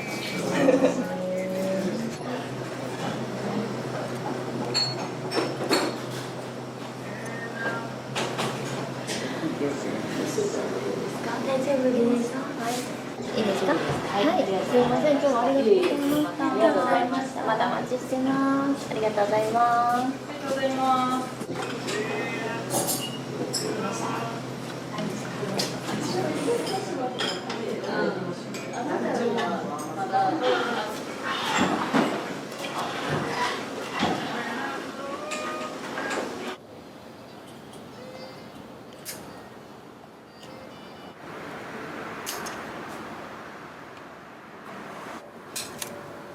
ディナーの時とかにお肉と一緒に焼いたりポテトと一緒に揚げたりクロッフルのトッピングとかにもデザートのトッピングとかにも使ったりします。はい。すみません、今日お待たせしました。ありがとうございました。ありがとうございます。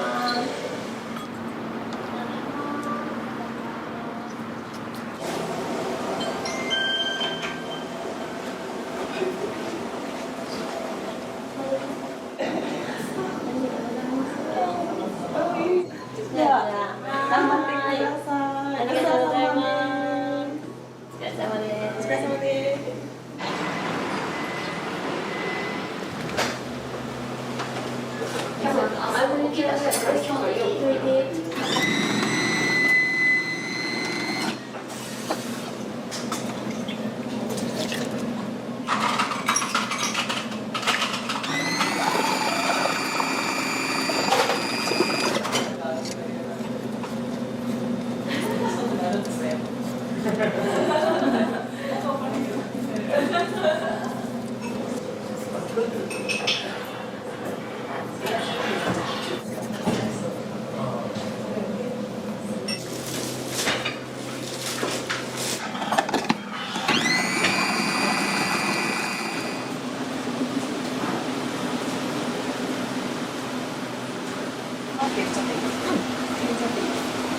入れます。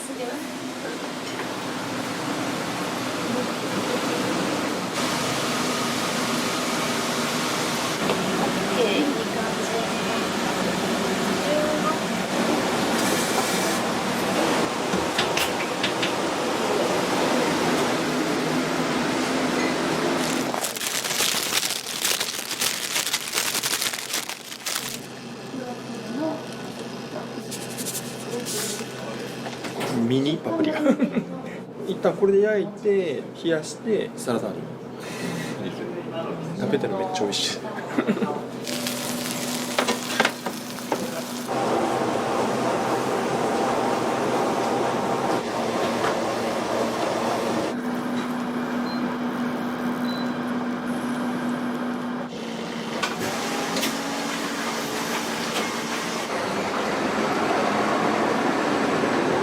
今からはちょっと練習中のレイヤーハートっていうこういうハートが重なったみたいな柄を描きます。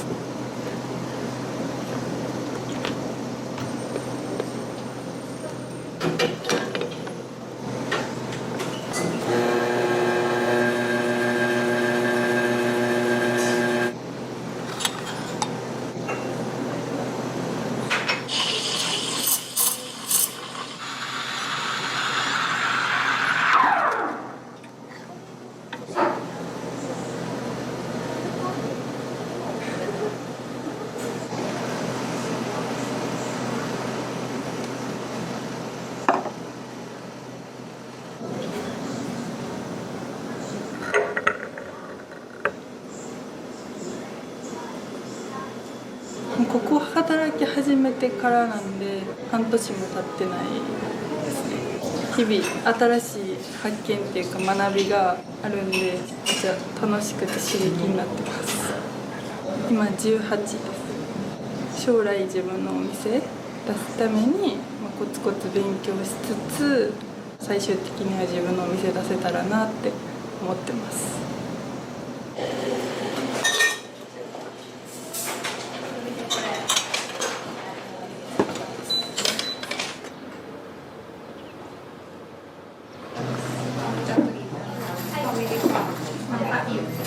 はい、いらっしゃいませ。ドリップコーヒーをお願いします。ドリップコーヒーありがとうございます。おすすめはやっぱりコーヒー本来のフルーティー感が味わえるエチオピアが個人的にはおすすめです。エチオピアで。はい、エチオピアでありがとうございます。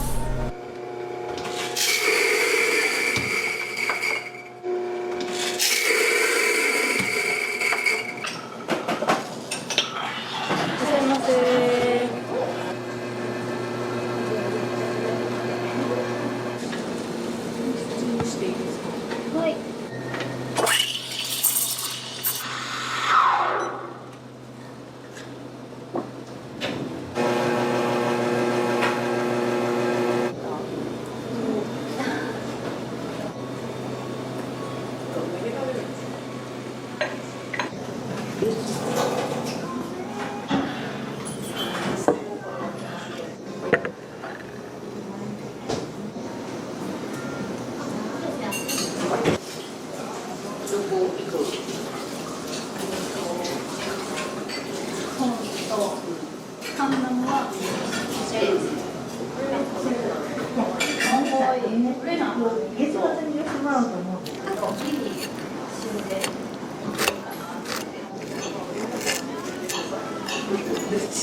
どっちでもいいですね。ランチに入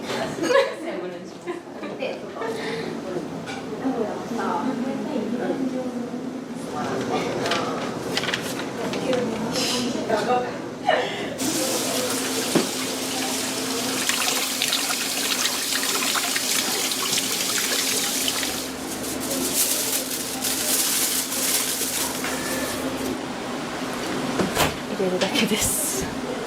節ごとに美味しい食材使ったスイーツとドリンクを作ってます。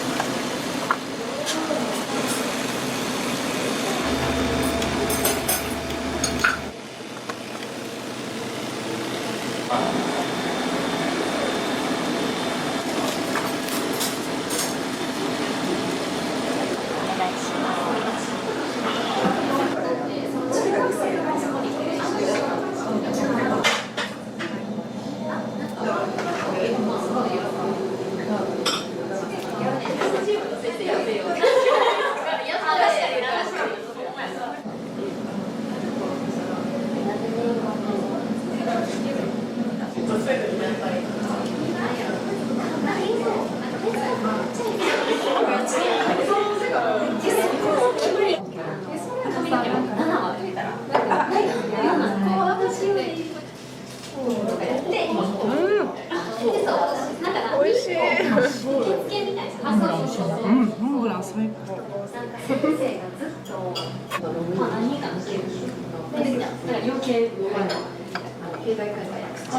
最高。まずもう内装がおしゃれなところ気に入ってますし、季節の野菜使ったパスタとかデザートとか作ってくれてるところとか、そういうところが気に入ってます。はい。何回でも来たくなるような。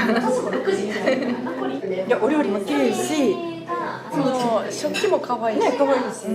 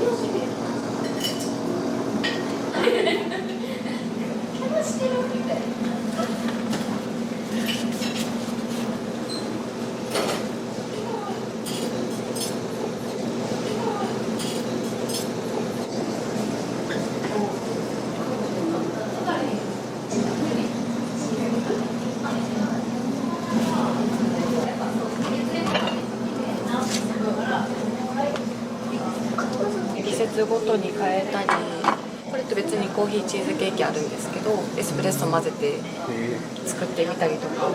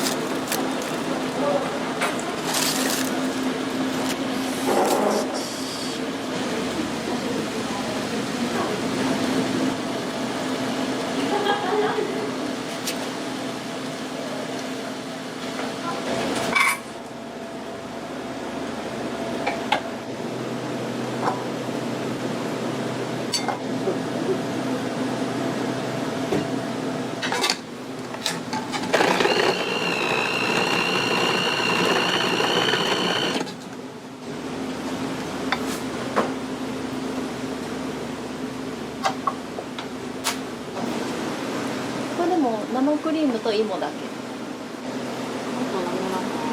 がいいね。も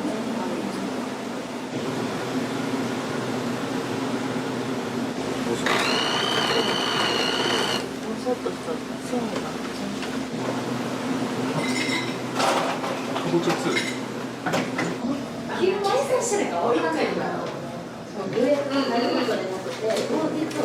あいさんこれ T シャツは、はい、あれですかオリジナル？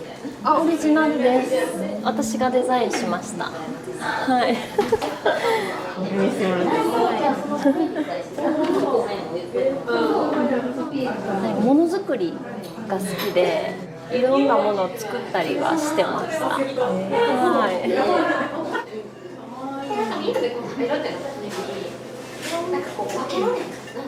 お花わかります？これです。これも私が編んで作ったんですよ。コーヒー屋さんする前はハンドメイド作家としてイベントとかに出てたんですよ。作るのも好きで、はい。店作りも自分で考えたいと思って、自分たちでここはこうしてください、ここはああしてくださいっていうのロゴも私が考えたんで、このリーテンっていうのがノルウェー語で小さいとか小さなっていう意味なんで、一つの空間に一つ明かりが灯ったみたいなそれちょっと柔らかい雰囲気出したいなと思ってこういう形でデザインしました。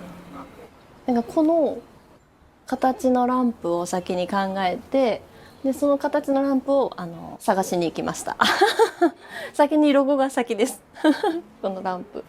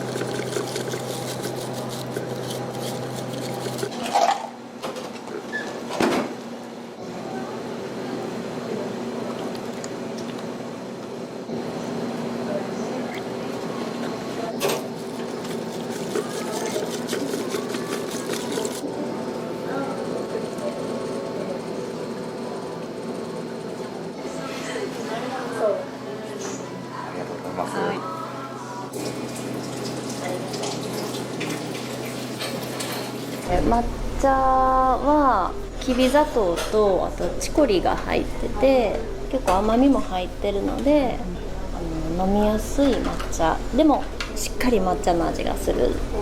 結構濃厚なんでミルクと合わせてラテにしても負けてない無添加で自然の甘みがあります、はい、なるべくジュースとかも無添加で果実とお砂糖だけを使ったジュースとかがメインで置いてます。だって2駅やで。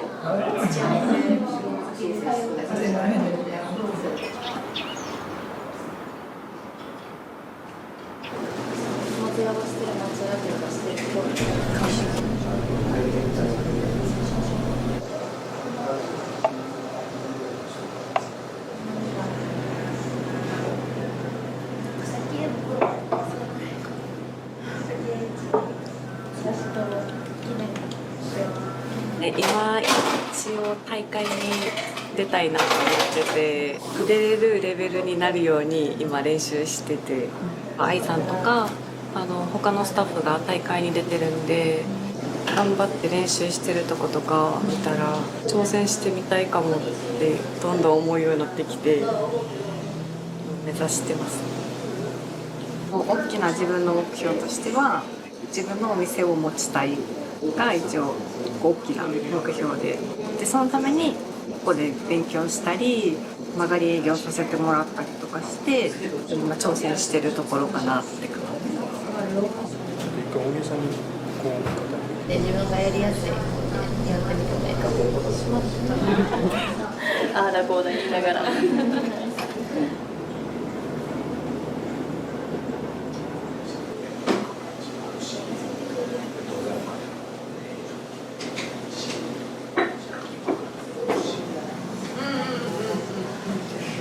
アメリカンにすると遅くなっちゃう。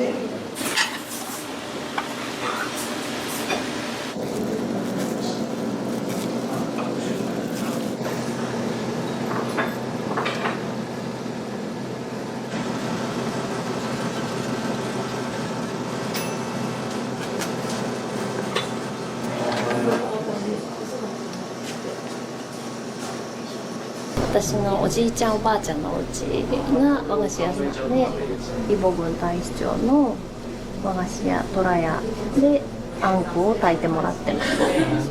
小さい頃からこのあんこを食べて育ってきてるので、世界一美味しいあんこやと思ってて一度食べてみてほしいです。めちゃくちゃ美味しい北海道十勝産小豆ともうお砂糖だけで作られてます。添加物とか余計なもの入ってなくて結構人気なんで、あると思ったら食べた方がいいかもしれない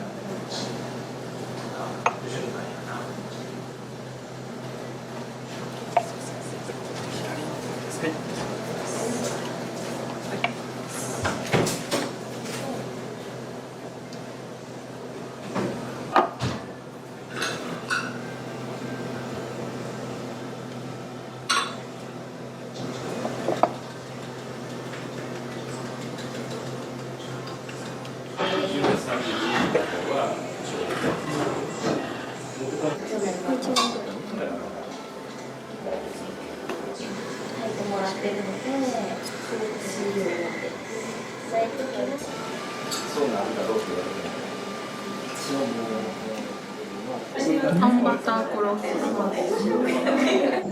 んまり好きじゃないけど食べるのかな。このあんこは食べる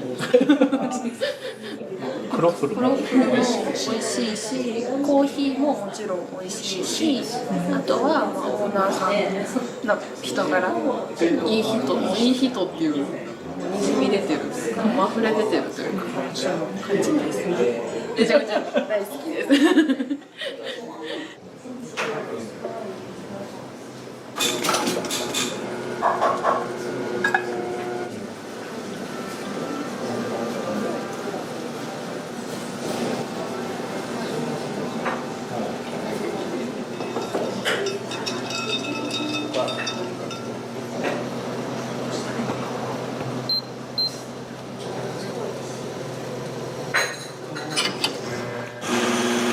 こ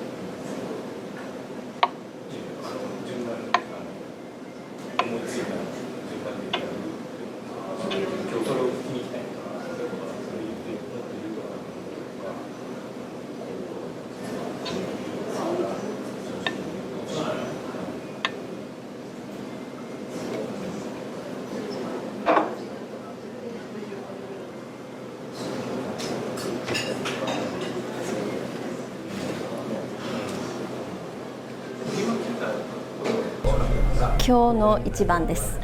納得いってない顔してる。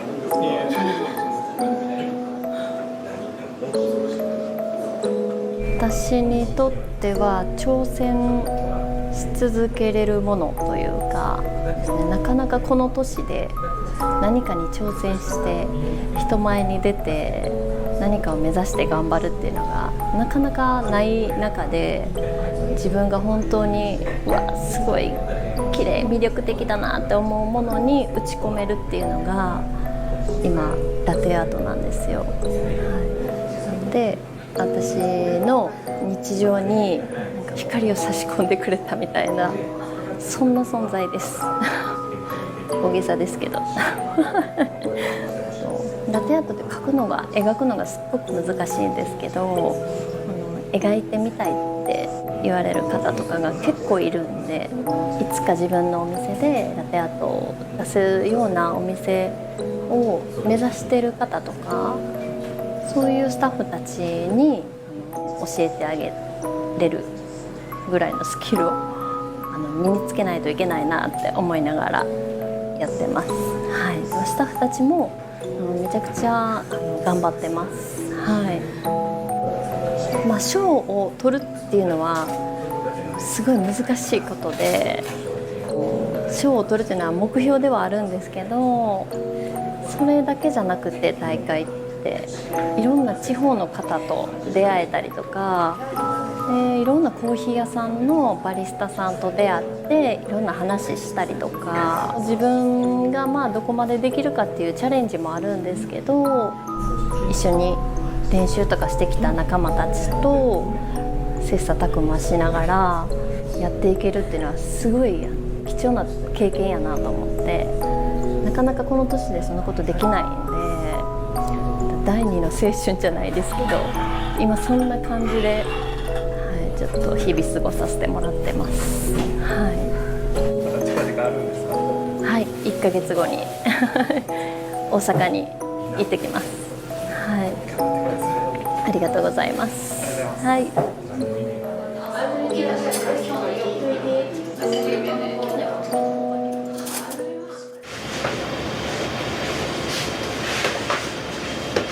人も動物も幸せに暮らせる社会を目指して活動していけたらなって思います。より一層大切にしなくてはと思ってしまいますね、これ。そう、動物たちのために配慮された食材を使うってすごいなと思って。ありがとうございます。また来月。ありがとう。ありがとうございます。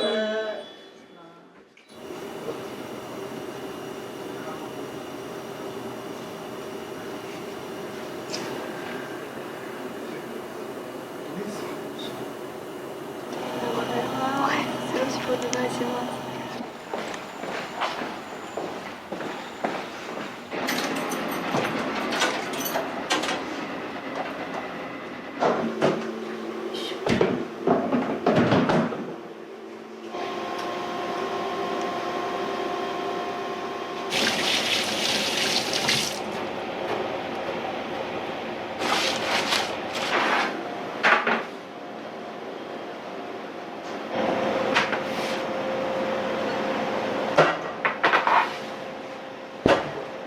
夏野菜のピザトーストっていうやつで、米粉の食パン、米粉 100% の生地で、卵も乳も小麦も使ってないので、もう味付けはもうお塩とあれだけです。豆乳シュレッドって言って牛乳とかを使ってないシュレッドチーズみたいなやつだけです。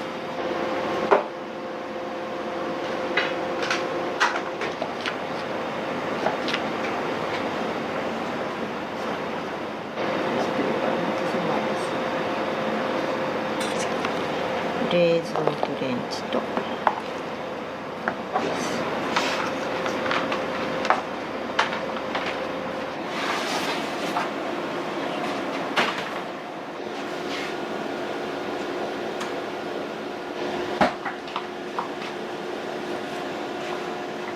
きあかりっていう生のウインナーなので一旦入れます。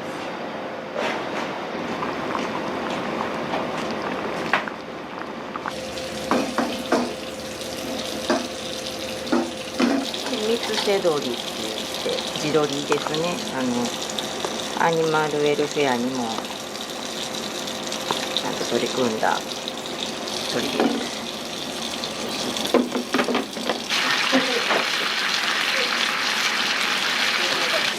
アニマルウェルフェアっていうのは、イギリス発祥で家畜動物にも優しくしようというそういう取り組みがあって、環境が悪いところで育てられた鶏や豚や牛さんがその飼育の仕方が主流になってるっていうことを知りまして、で、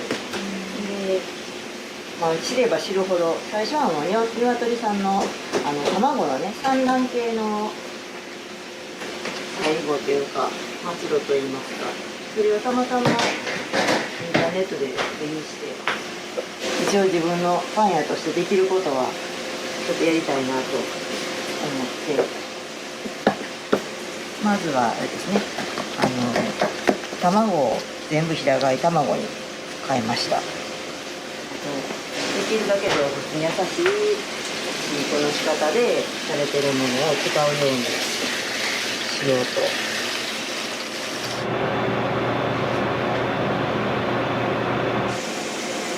フライパンでは焼き目をつけるだけで、あとはオーブンで焼いていきます。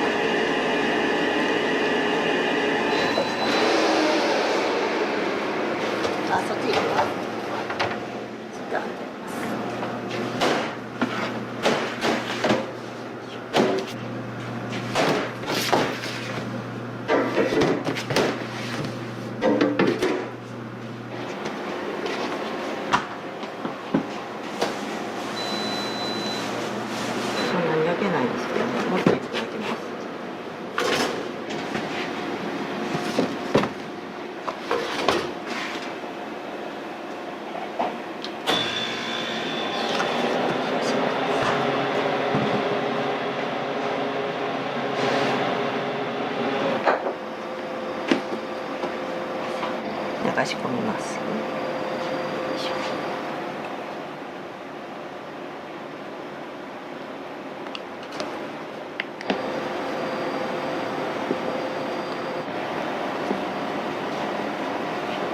この生地ってこんなトロトロなんですね。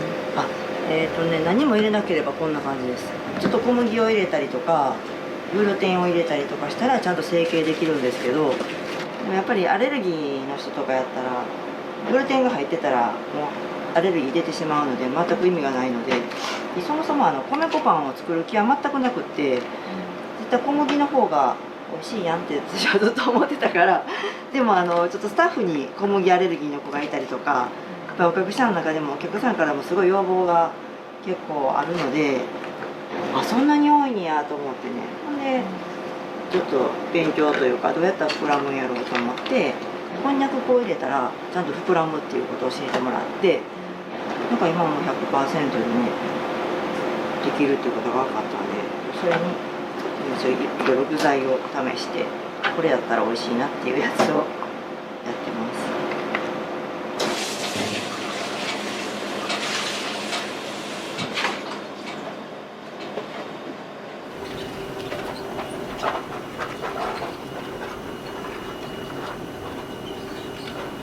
手作りのパン屋さんでも何が入ってるか書いてないじゃないですか、基本は。何が入ってんやろうと思ってすごい不安になって、あとうちの母が糖尿病やったんで、できるだけ糖質を下げないといけない。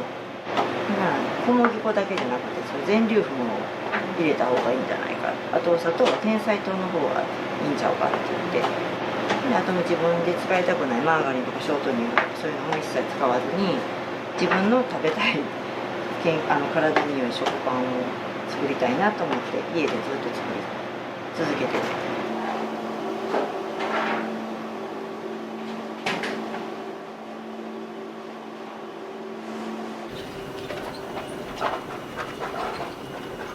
お友達とかにお誕生日のお祝いとか、あと普段もお世話になっている整骨院の先生にお礼みたいな感じで渡したら、もうすごい美味しいって言ってくれてだんだんもうそれがなんか量が増えてきて作れなくなってしまって、お家ではもうちょっとまた先生とこに「すいませんちょっと焼かしてもらえないですか?」って休みの日にって言って「いいよ」って言って「そうだよ、そのままそこで作って売ったらいいやん」って言ってくれはって、でそこの定休日は火曜日やったんで火曜日に自分で焼かしてもらって、でそこで週1回だけのみほパンが誕生して、でそこ火曜日しかやってないんですけど、それをめがけて来てくれはるお客さんもいてはったりとか、やっぱりこだわりの部分を分かってくれはって、私のパン売れるかもしれないってちょっと自信がついて、それでオープンに進めていった感じです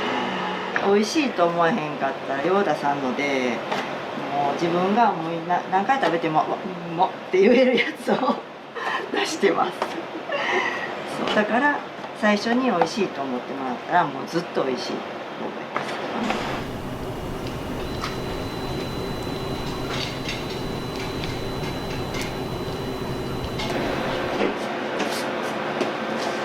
パンが2種類。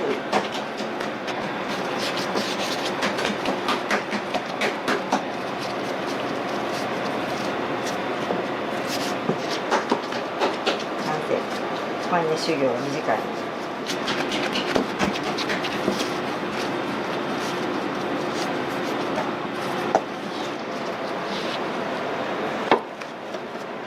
これ大豆粉入り、これ大豆粉なんですよ。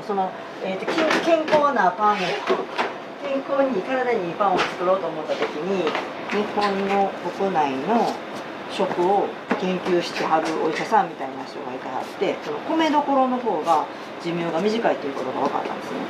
その頃そんな甘いものとか特に普及してないから、米っていうのが一番糖質が高くて糖尿病になる人が多い。寿命が長いところはって言ったら大豆農家さんやったんですよ、その本によると。ってことは糖質もなくってタンパク質も取れてとても体にいいんやと思って、で大豆を入れたいって思ってきな粉ではなくって生の大豆を粉に乾燥させてそのまま粉にしたやつを言ったらなんとか形になったので、それを生地にしてるんですけど、変わったもの入れなくても添加物とか入れなくても大豆を入れることですごく甘みも出るし香ばしさも出るし生地が美味しいんですよ。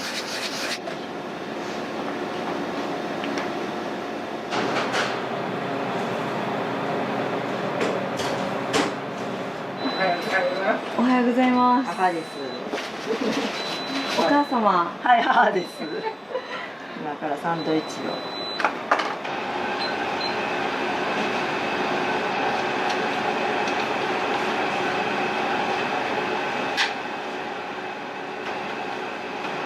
大阪弁でさっき読んでるさきちゃんってやつね。で東京弁ってさきちゃんって可愛いねんけどね。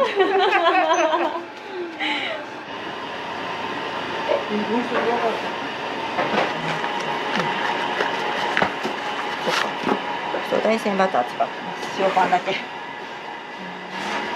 ーズフォークとかを問い合わせしたんですけど、まだ答えてくれて、一応こんな感じでちゃんと飼育してますよっていうこともすごく丁寧に返信くださったので、もうすごく美味しいんだよね、このバターが。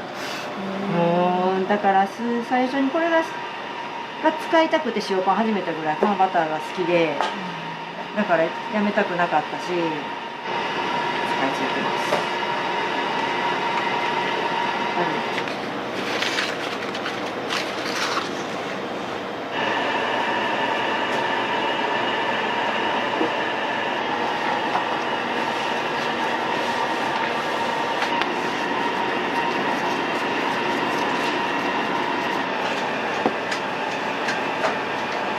あともちろんこの卵っていうだからほんのり甘い感じですね。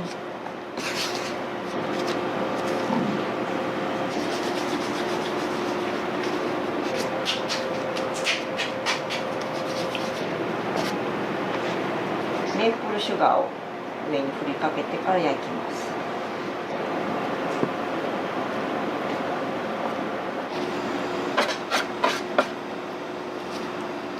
好みのあんこにできるのでめっちゃ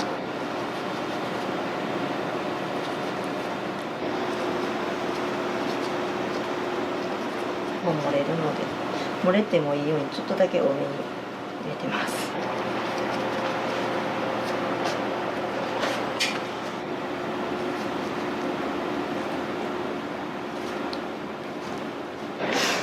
このフライ底の生地が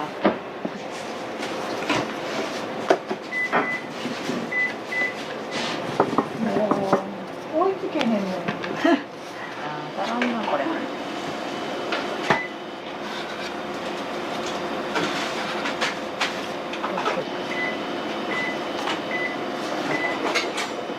お客さんが止まっちゃいました。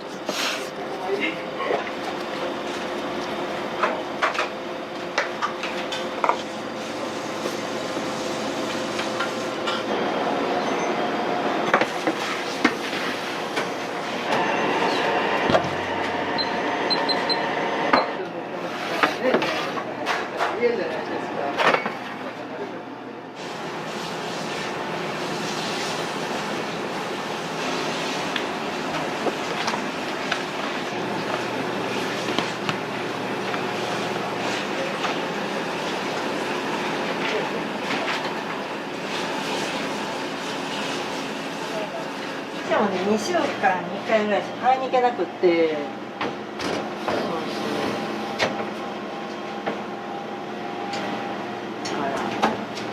すいません。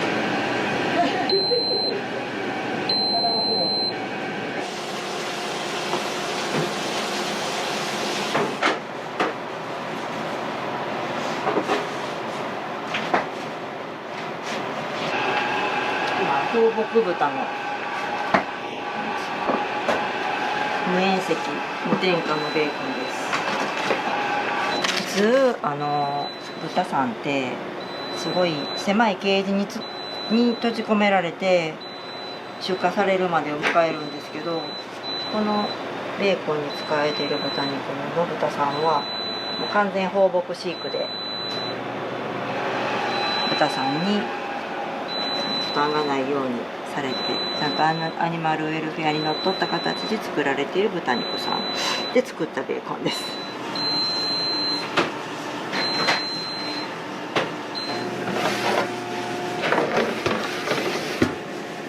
そうです。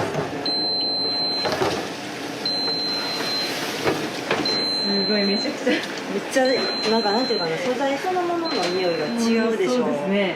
肉々しいですね。そうなんですよ。こんだけしかないです。原材料。油でしょ。もうびっしりじゃないですか。普通ね。そう。やっぱり素材がいいとどうしても高い。でもそれって命をいただくからね。安いのがおかしいんですよね。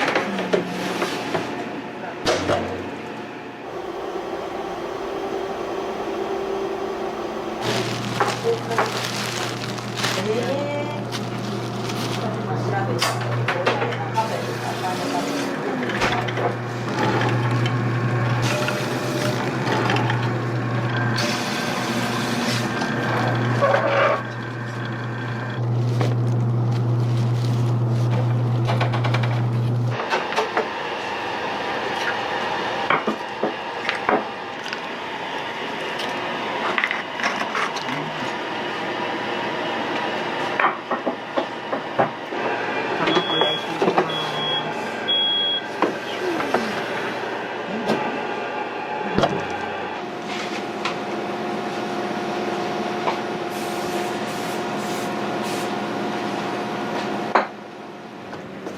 初めての経験ですね。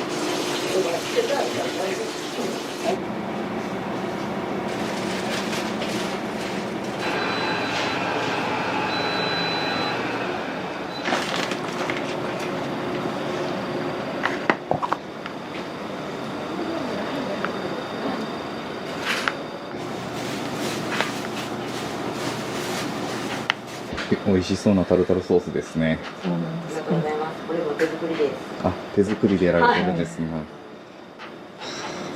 毎日。毎日手作り。はい。あ、これ日の分、前の日に全部作って。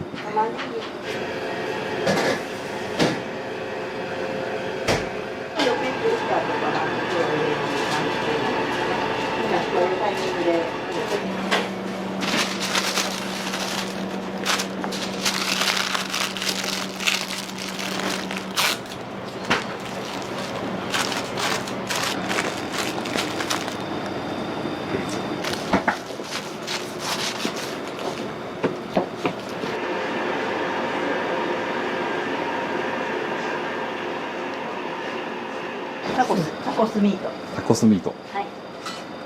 大豆ミート使ったタコスミートです。最初は豚肉でやっとったんですけど、お肉系は使わないようにして。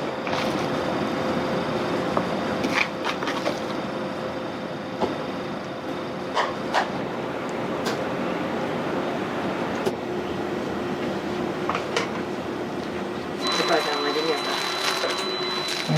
一番ね。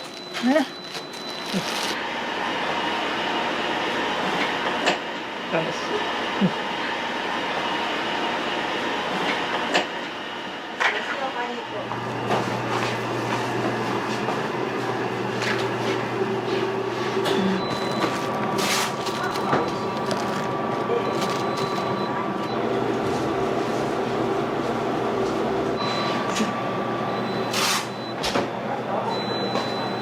交代で DLT、そこにトーストあるので焼いてもらったらかなり美味しく食べていただけると思います。ありがとうございます。頂戴します。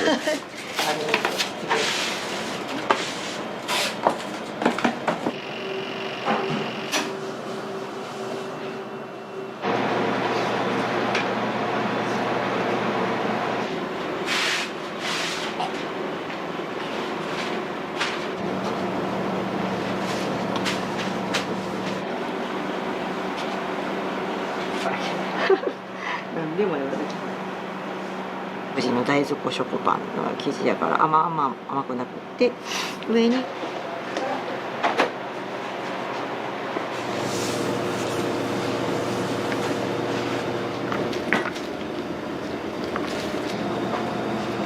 れはアンチョビペーストです。明太子チーズソースと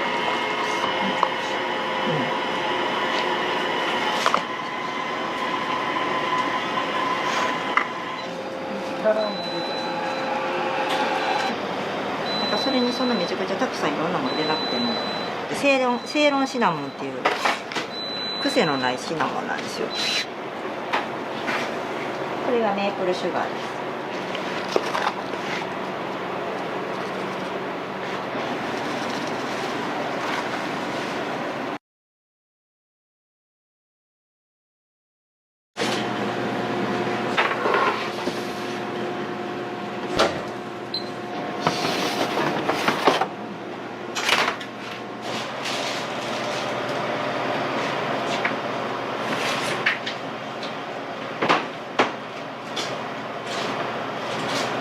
明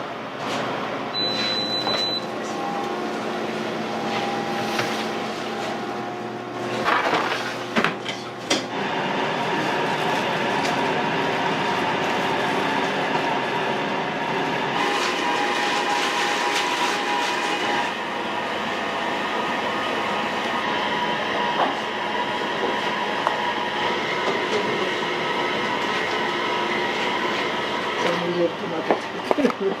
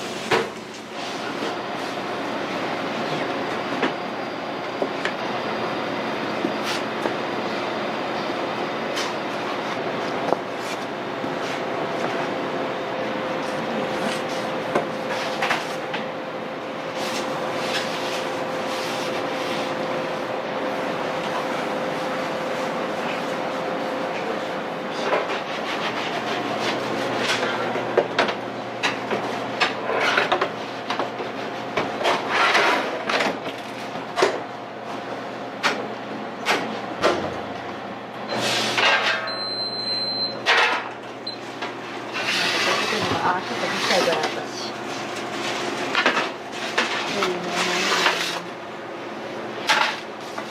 これ失敗ですわ。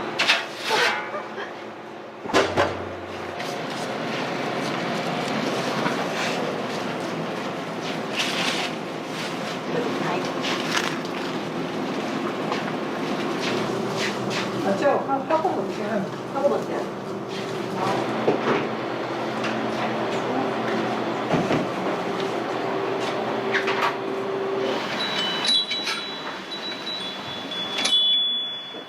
アニマルウェルフェアを気に入ってくださってるっていう話をそうなんですよ。聞きまして、なんかできた時もすごい嬉しくて買いに来てたんですけど、途中からそういう風にされるっていうのを聞いて、その動物たちのために配慮された食材を使うって決意されたのがすごいなと思って、すごい大切なことを教えてくれるファンですね。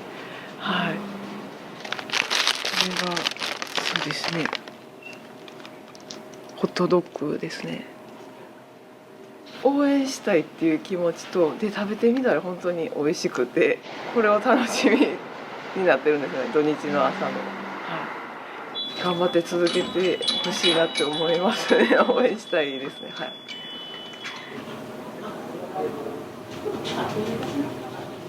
うちが勝手にアニマルウェルフェアに目覚めて、いろいろこう材料を変更したことに関してすごい支持してくれはって、素晴らしいとか言って、すごいいいことですねみたいなこと言ってくれはって、救われたという。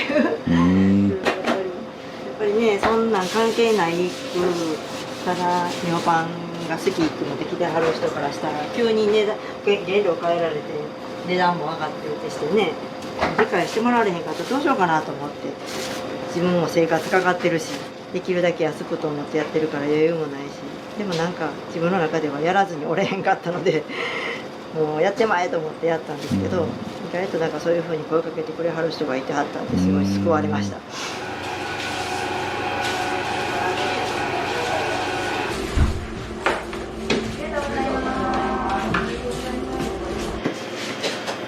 ありがとうございます。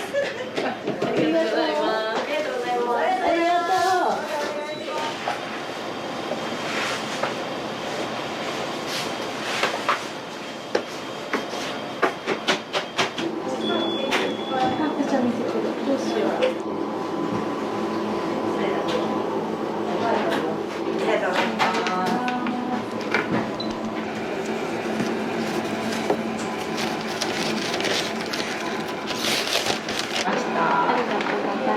ございます。子供が食べれそうな米粉のコーンパンと明太子のフランスパンみたいななんか美味しあそうと前塩パンが美味しかったねここね、塩パンとあとオリーブが前売り切れててなかったんでオリーブパンかなはい、ピセルみたいな感じのやつを買いました。お子様もパン好きですか？パンね、好きね、食べてるね。で、米粉パンやったら、食べれるねはい、気兼ねなく親もこれしてる。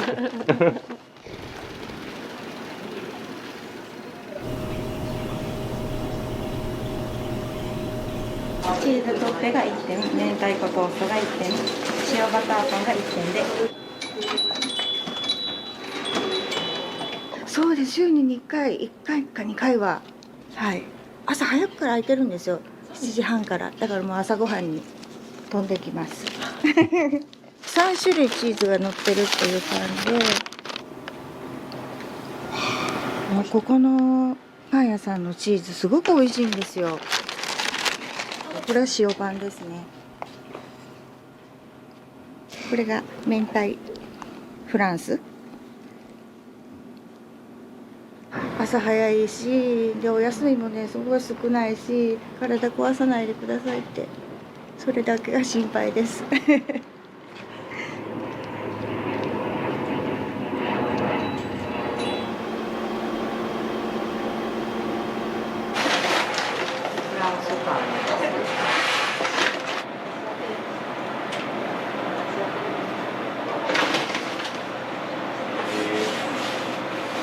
何種類かブレンドされてるんですか？そうですね、これフランスパンなんで、全粒粉と、普通の春よこいが強力粉で、これが中力粉になるんですけどね、これも北海道産じゃないけど、国産で三重県の西の香りっていうやつなんですけどね、ちょっと味をつけてます。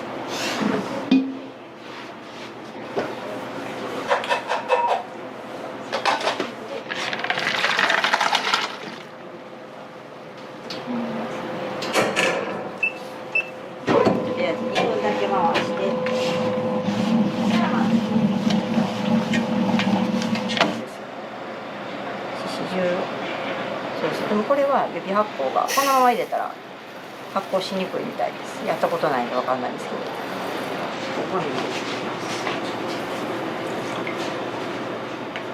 そうすると塩と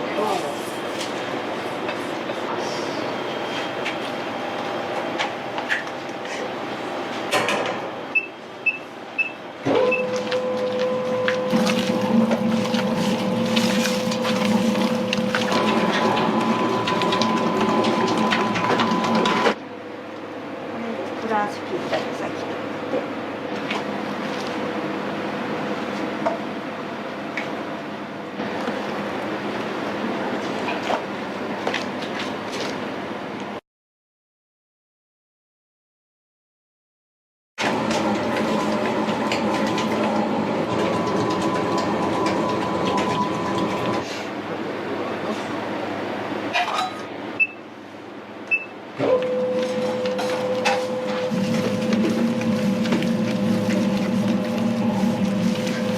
ちっちゃい食パン、あれです。あれと塩バターパンとあとピザ。あんまりこうカチカチになってほしくないというか、ちょっと食べやすい感じにするために、ほんまでも若干なんで味はほとんど変わらないです。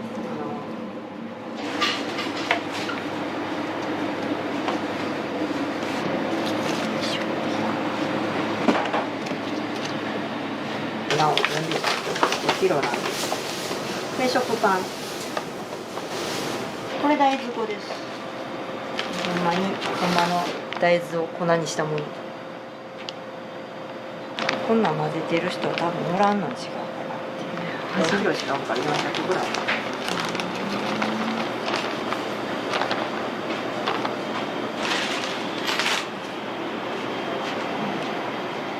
お小遣いもらってやんのかして混ぜます。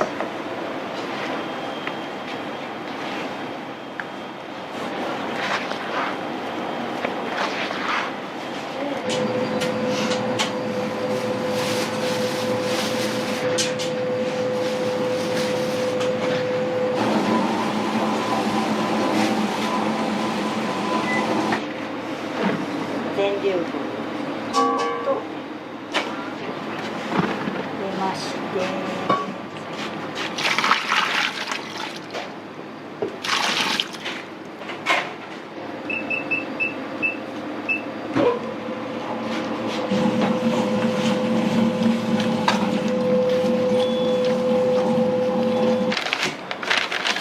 ニュージーランド産のバターです。30度。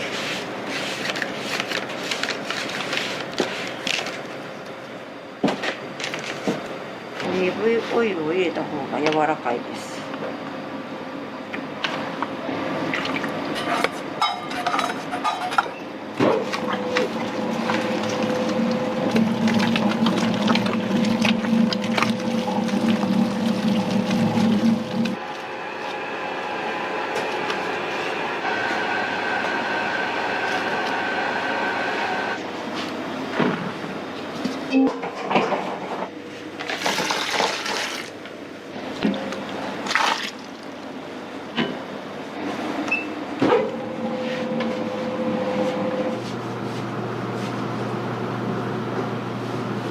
仕込んでる間に昨日余ったパン。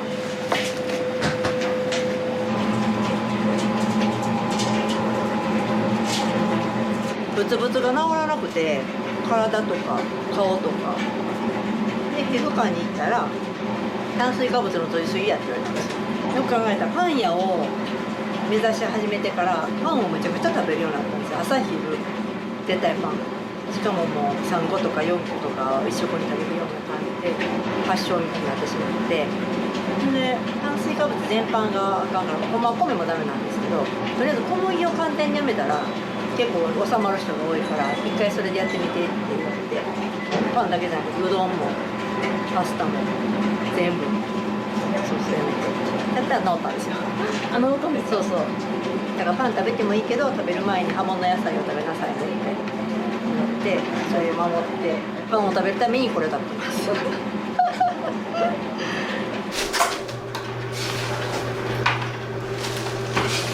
あ、そうなん、映ってない時、すげえ、めっちゃ優しい。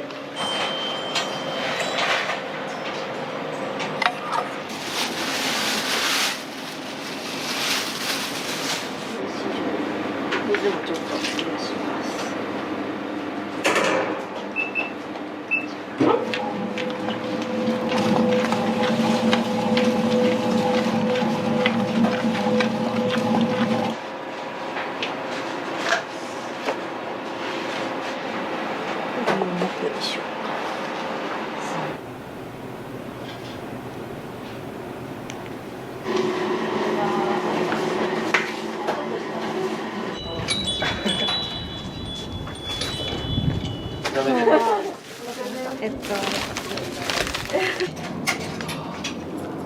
このパンと、ライ麦のパンですね。はい、トマトとソーセージの全粒粉使われてて健康的な味がしている、あ、そうなんですね。じゃあ美味しいし体にも優しいしっていうので。はい、そんな感じです。あ、そうですね。ありがとうごあざいりがとうごます。ざいます。ありがとうございます。ありがとうございます。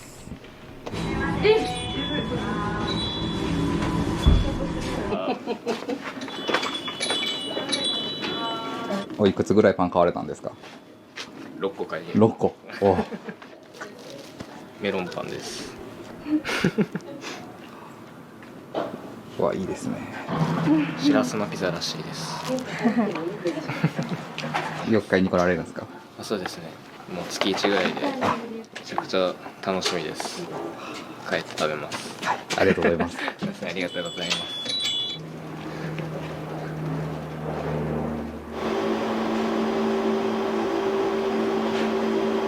これを200入れてます。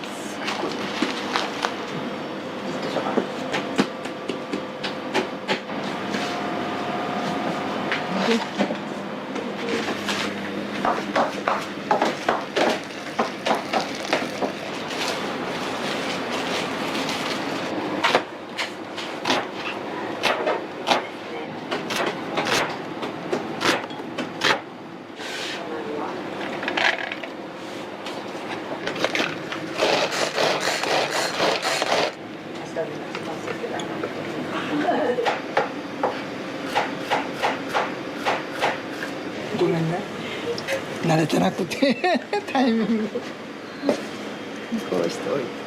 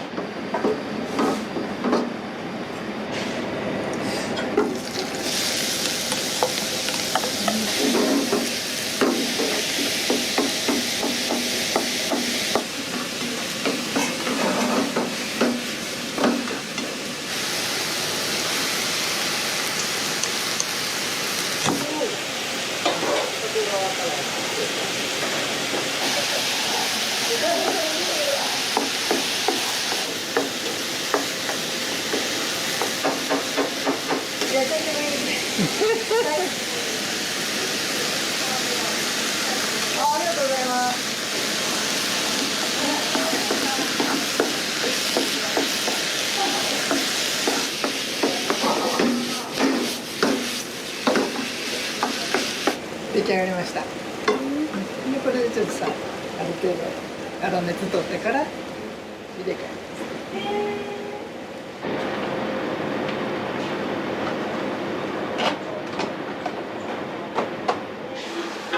これ何やったっけ？読み取っていただいて、確認するね。はい。はい、おお、ゲット。何を使われたんですか？今ね、これポイントもらうんで。これポイントがたまったら、こうなって食パンもただではないけどポイントで買える。ご苦労さん。ありがとうございます。おすすめは全部やねんけど、食パンが美味しいじゃないですか。今日は購入されたんですか？食パン買ったんや。ポイントで買えんねん。だから他のは食べられません。美穂ちゃんとこのパンを食べたらね。素材が大事。すっごい熱心やねん。あったこった言って。それもやっぱり感銘されるやん。いや、偉いわと思って。体に気をつけて、気楽に。まあ、今まで通り頑張ってくださいって。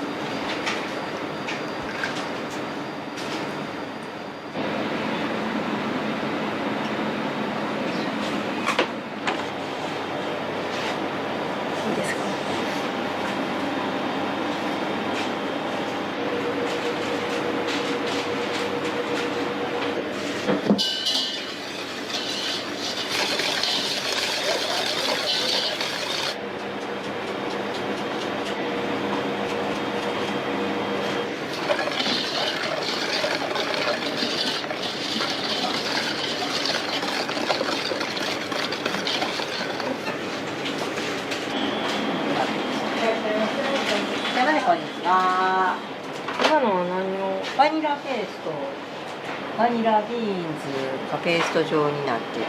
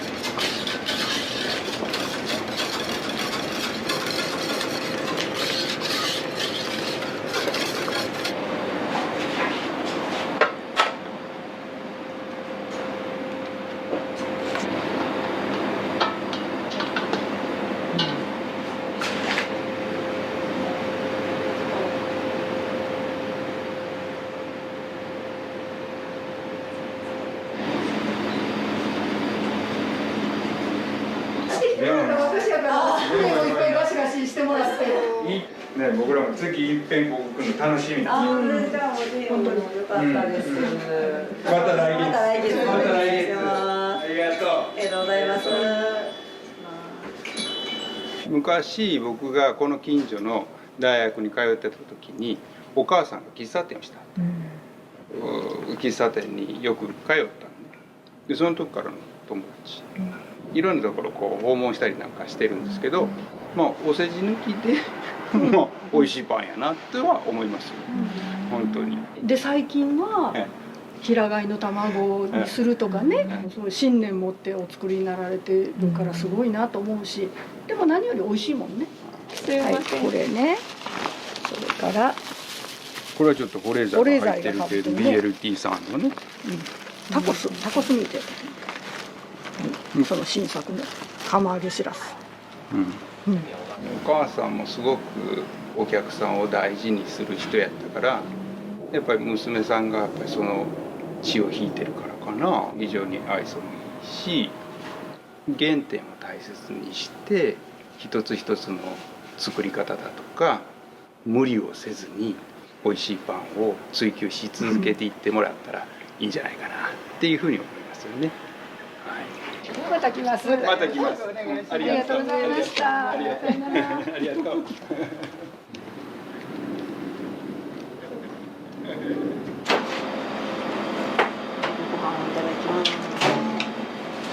お昼ご飯ですか？お昼ご飯です。昨日の晩ご飯ですね、これね、全部ね。だからコンビニのご飯とかも一切食べなくなりましたもんね。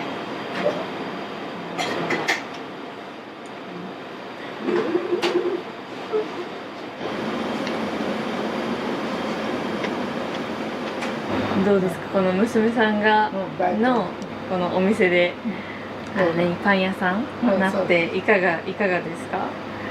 いやもう私はもう大変やろけど嬉しいですよ、こなしてやってくれてるのを見てたら。でそのやりたいようにやっててこなしてこう続けていけてるお客さんもそれ来てくれたはるよ、それが何よりです。それともうお互い健康。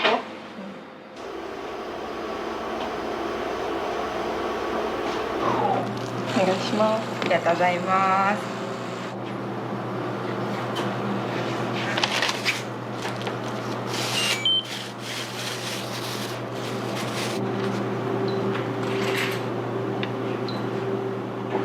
お待たせいたしました。ありがとうございます。ありがとうございます。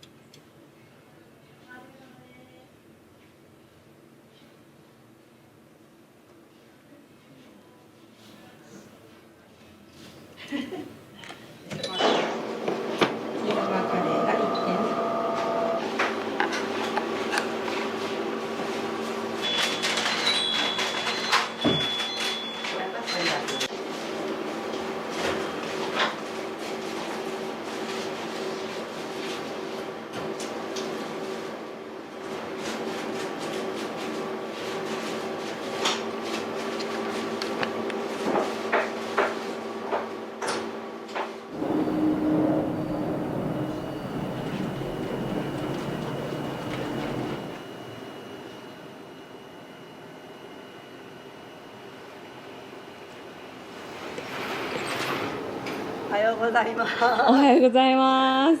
よろしくお願いします。今日はどちらに？今日は絆ファームさんに平飼い卵を買いに行きます。堺の方なんですけど、車でだいたい4、50分ぐらい。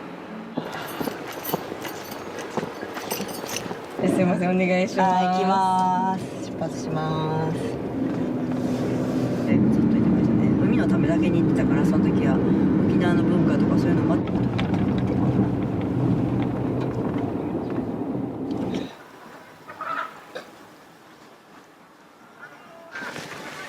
おはようございます。こんにちは。よろしくお願いします。でもちょっと前羽が結構出てる子もいてる。卵、産んだ卵を回収して、はい、その体験もさせてもらえるということで、はい、楽しみに来ました。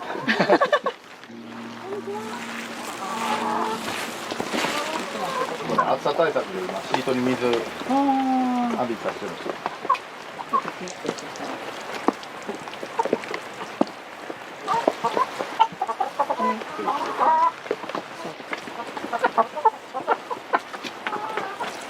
こっちは有精卵と、あと向こうはメスだけのお部屋とある。そうそう、だからメスだけのやつ、ここのやつは有精卵や、うちは無精卵を使ってるので、向こうの傾斜なので。やっぱりゲージって何も動かないから。平飼いっていうのはどういうことを指すんですか？もう本当自然に近い形でこんな感じで砂浴びっていう、まあ、人間でいうお風呂みたいなのをそういう砂浴びしたり、で今こうやって上乗ってるような木登ったりとかジャンプしたりするので自然に近いっていう形ではあるけどね。さっき言ってはったけど、みんな同じところに産む言うて、ね、いやそうなんですよ。ここに卵ありますよ。あるんですか？本能的に次育てるっていう気持ちになっちゃって卵うまくなっちゃうんですよ。もっときれいにします。ご飯後で持ってきます。はい。買いますか？全然自由に触ってもらって。はい。何も持ってない、ごめん。バケツごと。はい、流してってもらって。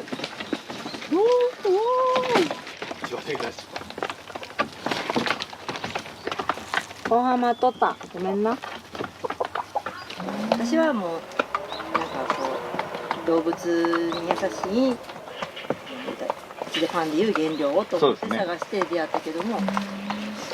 産むっていうので、体がしっかりできてないと。はい。卵産みませんか？飲食店でも使われてる方はいらっしゃるんですけど、もう平飼いっていう形だけでもうここまで見に来られない方も正直います。すごい取り組みもあって、僕らも何かできたらいいかなっていうので、ぜひとも体験とかいろいろ僕らとは違う形でやっぱりお伝えできることってあると思うんで、そこはもうどんどん進めてもらえたら僕らも嬉しいかなっていう。よかったです。なんかご迷惑ちゃうかなと思ってて。見立てたもん。見立て。楽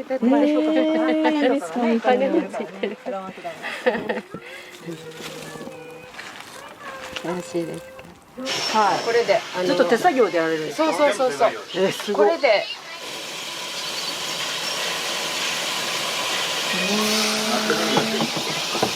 っぱり意外やわ、それは。より一層大切にしなくてはと思ってしまいますね、これ。あと匂いが全然しないというか。そうですね。もう違う。ね、変な匂いがやっぱしてくるんですよ。卵を使った後の器具とかバットとかあんなんがやっぱり匂い残るんですけど、匂いがないですね。白身の弾力がもう黄身もまたぷっくりほんままん丸で、鍋の中に落としてもこの高さが違うっていうか。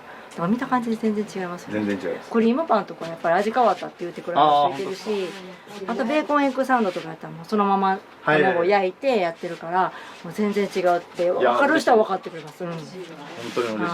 ちょっと値上げしたんですけど、それでもやっぱ買ってくれはるから、やっぱり味を分かって、そうですよね。ちゃんと理解をしてくださって買ってくれはるという。めちゃめちゃありがたいですけどね。もうめっちゃドキドキしましたけど、最初値上げするときは。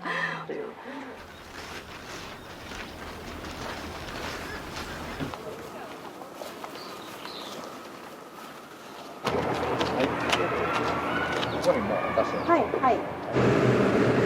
すいません、ありがとうございました。ありがとうございましたありがとうございます。そこまで人間が子供を産む時みたいには苦しんでないけど、やっぱり生きんでね一生懸命産んでくれてるなってすごい伝わるので、ほんまに大事にしやなあかんなと思って。アニマルウェルフェアについて知ったのはたまたまこのフェイスブックでニワトリちゃんのそういう現状が急に出てきたんですよ。卵を産むニワトリちゃんの末路というかが結構悲惨なものですっていう情報をやって、私はその産卵系卵を産み終えた子たちはみんな何かしら食に使われてると思ったんですよね。その現状はもっと残酷なもので、ただ単に無残に殺されてるだけの子がいるっていうことをそれで知ったんですね。だから人間のために卵を産まされ続けて、すいませんこれ言うと絶対泣けてくるんですけど、そう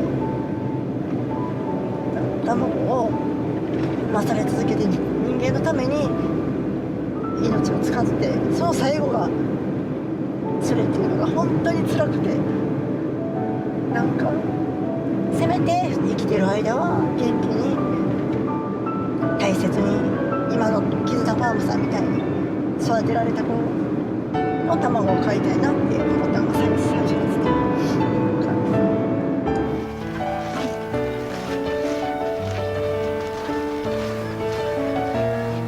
パンは好きでやってきて、一ところにとどまるタイプではないのでもしかしたらパン屋じゃない何かを始めるかもしれないんですけど、今はパン屋をなぜ盛り上げるために営業できてちゃんと利益が生まれるように、でそして美味しいパンを皆さんに届けられるようにやってきたんですけど、それが一段落ついたら養鶏場をやりたいなって思ってますパン屋なのに何言うてんねんって感じですよね人もなんか動物も幸せに暮らせる世界というか社会を目指してなんか活動していけたらなって思います。少しでもなんか人間のためだけじゃないんだよね、この地球は。みんなが幸せじゃないと意味がない。人間だけが幸せやってもこの先いいことなんか起これへんのじゃかなって思うので、それに向けて何かできることがあれば何でも何でもやっていきたいなって思ってます。なので応援お願いしますよろしくお願いします。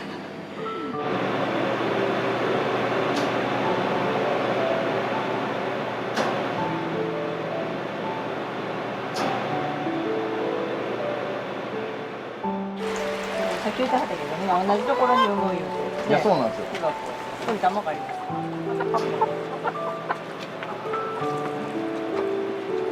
ありがとうございます。